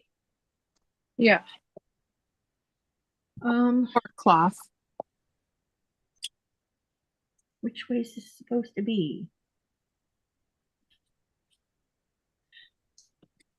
See all that color on there? So it's pre-printed, and I'll show you what the pattern is. Very beautiful. The pattern is a tiger with birds and monkeys. Oh, fun. Oh, that's gorgeous. Oh, wow. Yeah, that's going to be fun making it once I learn how to do it. Yes. And then it has the whole part on here as well. Okay, and then it came with floss, lots of floss. I mean, lots of floss. I love the colorful ones. Yeah, there's lots of color in this. Oh my goodness. I'm trying to get it all grabbed at once so I can show it to you all at once. Hey, that's Boy, that would do it. There is a lot here. Uh-oh. That's going to be a real challenge. Yeah, definitely. I remember back in the day having to try to make sure you could actually find all the colors you needed back at the stores, and if they were out of a color, you'd had to wait, and it was such a pain. Oh, I just dropped some. Darn it. Look at all those pretty colors. I sold way back in the day. I sold a product called Creative Memories, and they sold complete kits with all the thread. Oh, nice. And you would give like little parties and teach everybody how to do it.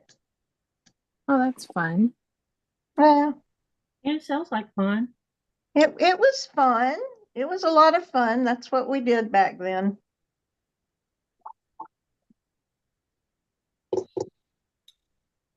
Is there a particular way that you can store this where it doesn't get tangled up? Any advice on this? Well, you so for like me, you could buy little cards, or you can cut like little things, or use like clothespins to wrap it around, things like that. Okay.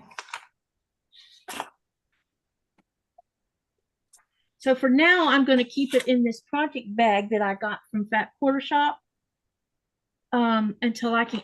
I'm going to purchase a plastic project box for it. That way I can keep it all safe and dry. But for now, I'm just putting it in this. Thank you so much. She said that she also put in a local paper for you to read. Yes, I have it right. Yeah, it's right over here because I'm like, I'm going to be reading that paper. Hold on a minute. Where did I put it? She even put a sale paper in it. Where did I lay that paper at? Because I set it aside. But it was from Canada. She lives in Canada, so I get to read. Yeah, so that it reminded me a lot of our little local paper we had in Lake City. I've kind of put it somewhere, and now I don't know where I put it. But I'll show you guys when I find it. I was moving stuff around trying to get ready for this live tonight. All right. One more thing. What time is it? Okay. I have gotten a Cotton Cuts, my platinum box. You already know that I do a Modern Maker box, which I'm working on pre-records for, because they all came at once at the same time this came, and I just didn't show you this the other day. But I'm going to show it to you. I was going to do a pre-record, and then I changed my mind. So what I did is with the platinum, Y'all have heard me talk about this, and I've shown you on Cotton Cut's website. She says, I put them on a binder ring. There was also a magnet in there. Yes, the magnet's right here.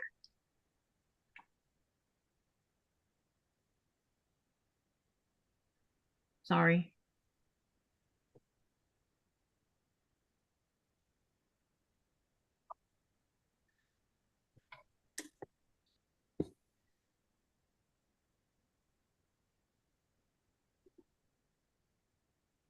Anyway, yeah, hang on a second, y'all. I'm kind of having an issue.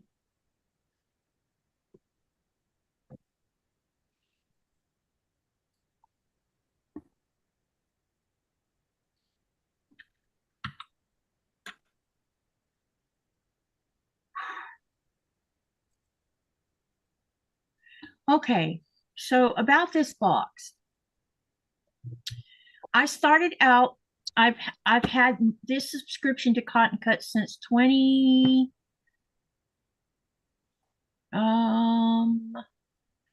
since late 2018, I think. And I started out as a classic cut box. And the classic cut box, you got 12 fat quarters, but you also filled out a form so that you could state, you could let them know if there's things you didn't want in your box. And so over time, I've slowly weeded out things that I didn't want to find in my box. I didn't want Halloween fabric or Easter fabric or children's fabric because I don't have young children running around. I can't think of what it's called, but it's like has fruits and things on it, stuff like that. I'm just not interested in. So, and then at some point, it ended up where I was getting half cotton and half batiks, depending on what month it was, because they always show what they're going to be doing that month as far as what they have for collections. Then she came up with what is called the Cotton Cuts Platinum subscription, and I'm going to share the screen so you can see it. Or not. Where are you?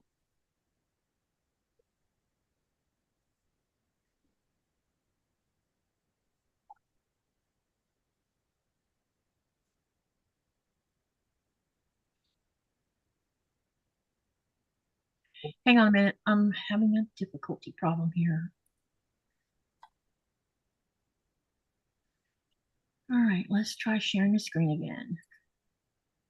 Unless it's not going to let me share it on the Advest one, which is weird.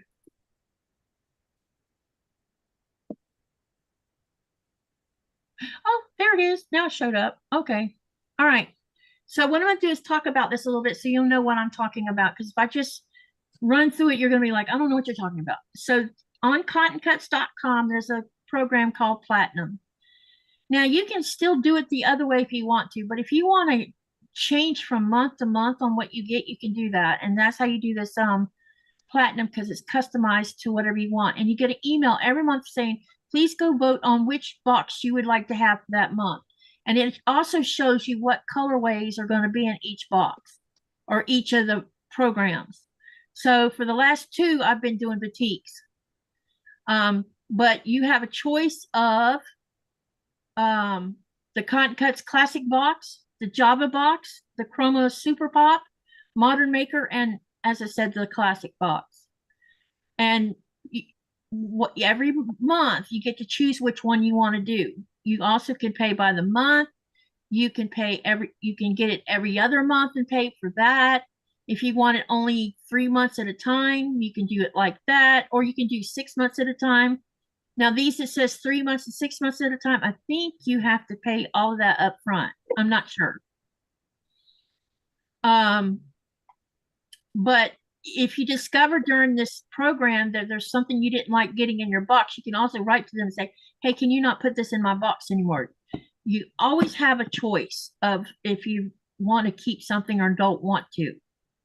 Okay, so I mostly, right now, I've just been going back and forth between my Classic Cut box and the Java box. So today, let's open and see what I picked. And let me screenshot. or sorry, spotlight. And I still can't see the chat, you guys. Sorry. Let me see if I can get it on the screen where I can see what y'all are saying at least. Hold on. Yeah, now I can see the chat. Okay. All right. So I'm going to open up the box. One of the things you always get in these boxes is these cards. And you always get a positive quote on it. This one says, "Your vibe attracts your tribe." On the back of it, oops, you have a choice of 2 different quilt patterns that are free. You only get free one of them. And there's a code on this card. And you can pick which one you want to download, and you give the code and download your quilt pattern. That's for free. Then you also get a Cotton Cuts Block of the Month color card. Now, and it gives you all the way this is set up is similar to what you see me doing on the 1,000 block book. You get measurements, but it didn't tell you how to do it, but it does show you the breakdown of the block so you know what to do. On the back of it is a color card, and you color it.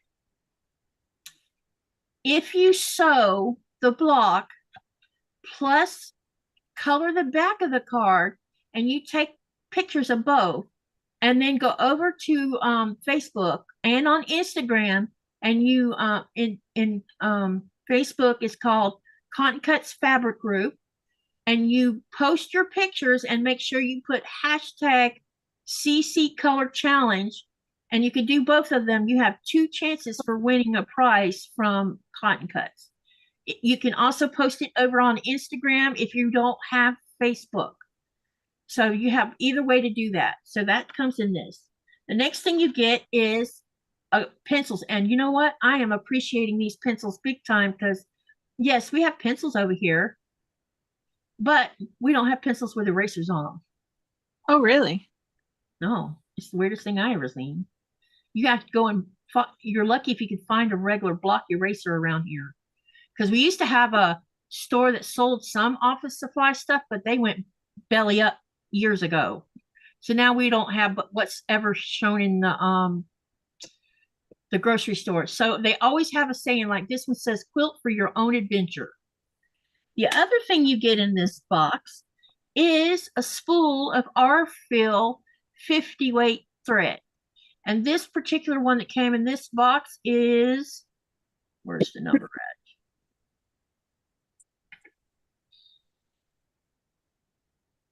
at? Uh-oh, I can't see the number. Oh, it's 2110, I think. So this is like a really light yellow. All right, so now we're going to pull out this. This is the Java box, which means Batiks. And you're probably like, why am I not surprised? But there's months during this particular part of the Java Club. There is months where I don't want the Batiks. October is one of them, either September or October, because it puts too many dark greens, and I have too many dark greens as it is already. So I'm going to pull this apart and show you the colors. So this was for my June box.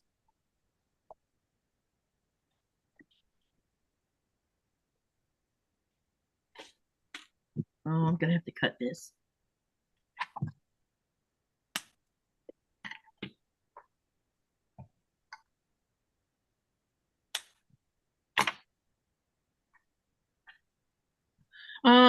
This is called Bali Batiks Club June, and it's called Lemonade Stand by Hoffman Fabrics.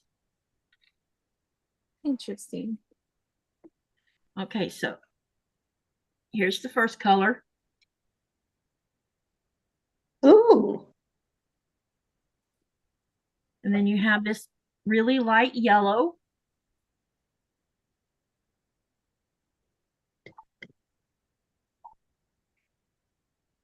This color.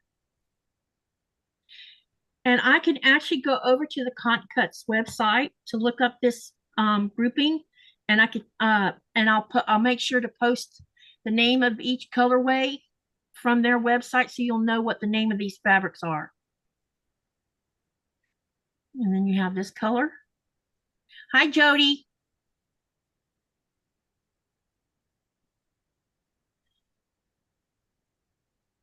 in this color. Some more of that under the sea color stuff. I like that one.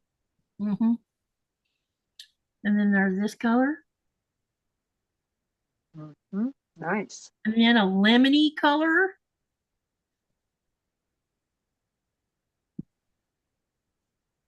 So you get 12 fat quarters in this.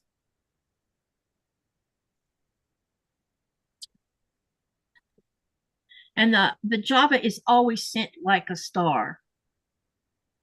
Gotcha. And look at this pretty green. They're Okay. all very nice. Yep. What I like about the way they're folded up is I've already got three sets of these already. And you can actually look at the colors by putting it like that. So that's what comes in a box. Now, like I said, if you choose a classic cut box, based on what you tell them you want or don't want, like normally with a classic box, I'll get half batiks and then half cotton. Sometimes there's a colorway she shows where it's like, ooh, I want all of those in that cotton group.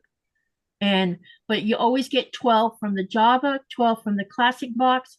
Now with the modern maker box, that's different. The modern maker box, you get three 1 yard pieces. And you've seen me doing, because I'm an ambassador for the modern maker box. I've been taking it and making blocks and showing you the fabric. With these, this is me. I pay for this. I do not get any, what do you call it, Teresa, when someone goes and buys it, says, I saw this on Katie's channel? Kickback. Yeah, I don't get a kickback about this. This is just me sharing my subscription that I pay for. And I've been doing this subscription for a really long time. I really like the company a lot. The shipping is affordable for me.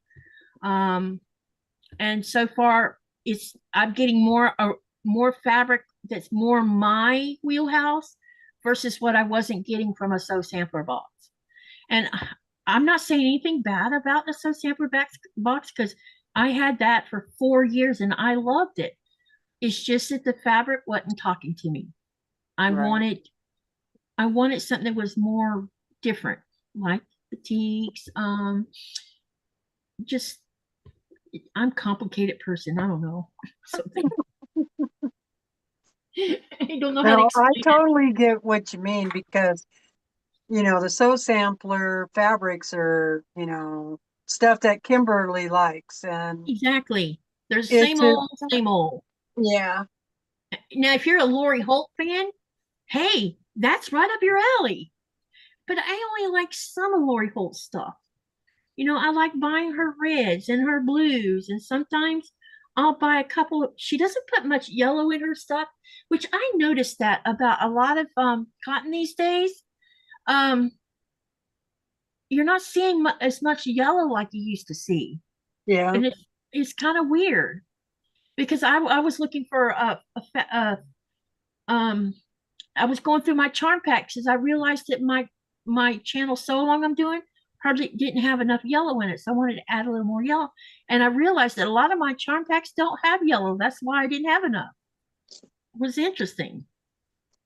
Just to let you know, I have a YouTube channel, Stitching in the Interlake. I post every day. Oh, speaking of that, if you want to share your channel link, type this. Type !selfie. The bot is going to share the link, the command. !selfie. If you have a channel, share your channel. And she says she has lives on Sundays at 12 to 2:30. What time zone? You're going to have to say what time zone, Stitching. Because all of us are in different parts of the world. Yeah. And my live is on Sunday. Awesome. Yep, yours is too. And yours starts at what time on Pacific time? 2:30, right? 2 o'clock. 2 o'clock. So around 2 o'clock. Teresa's channel, she has her lives on Sunday. If you've not been over to her channel, go over and subscribe to her channel and watch some of her videos, help her out. Stitching in the interlake says CDT is Central Standard Time, right?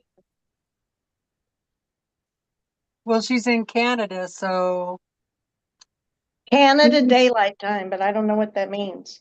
Yeah. How many hours ahead or behind the U.S. Eastern Standard Time are you? Because we kind of need to know the answer to that because we don't know. I do everything based on U.S. time when I'm setting up lives and stuff. That way, no one gets confused. Usually. So I just shared Teresa's. Let me share Andy. How did I do Andy's? Because I couldn't type Andy. What did I put? Central Daylight Time. Okay, so Yeah. I don't know what time that is. That means she's 4 hours behind me. That's 1 Canadian. hour. Yeah, 1 hour behind Eastern Standard Time. I don't know. Let me see if I put this in the bot right. I can't get into my bot right now. It's got me locked out because my doggone Aves reloaded itself. Okay, Ava, let me ask you something. What time is it right now where you are? Yeah, tell us what time it is.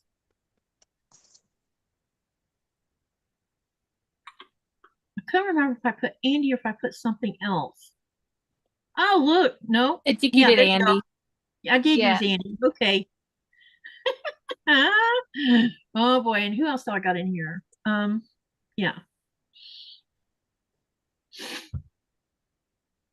Stitching in the interlake, you can type exclamation selfie to share your channel link. And I'm already subscribed to her channel. Prepped for Eternity. Hey, Jennifer.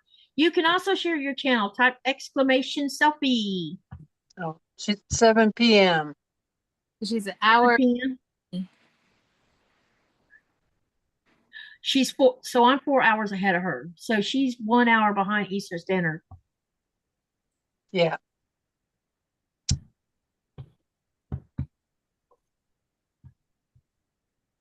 All right, ladies, it's 5 o'clock for me, and I'm gonna go spend some time with my hubby because he's helping me do some stuff up with my car, and so I like to help him. I actually like to keep an eye on him, so Yep. I don't he blame you doesn't there. he doesn't mess it up because it's my car, and Yeah. I'm picky. Well, I appreciate you coming tonight. If you want to hop on tomorrow night, you're welcome. Or it's not nighttime your time, but you know what I meant. I'll send a link in case you want to jump on and work on your horse. Okie doke. Because tomorrow I'm going to probably work on either my Magnolia or either my Tula stuff. One of them. I haven't decided which one. I need to work on some long arming, so if we don't go fishing, I might come up here and do some long arming. Okay. Cece, did you want to share anything before I shut this down? No, thank you. Thanks for just letting me be. Thank you. I figured if you wanted to talk, you would talk. You're having the day I was having yesterday, where I didn't want to talk to anyone. Yeah. Yeah. Okay, I'll see you next time then. Bye, everybody. Bye, everyone. Have a wonderful day. I love your You people too. and your horse. Thank you. And Katie, I'm so proud of all your squares. Bye, everyone. Thank you, everyone. Remember to live, laugh, love, and dream. And what do you do with all that? You make something. Good night, everyone.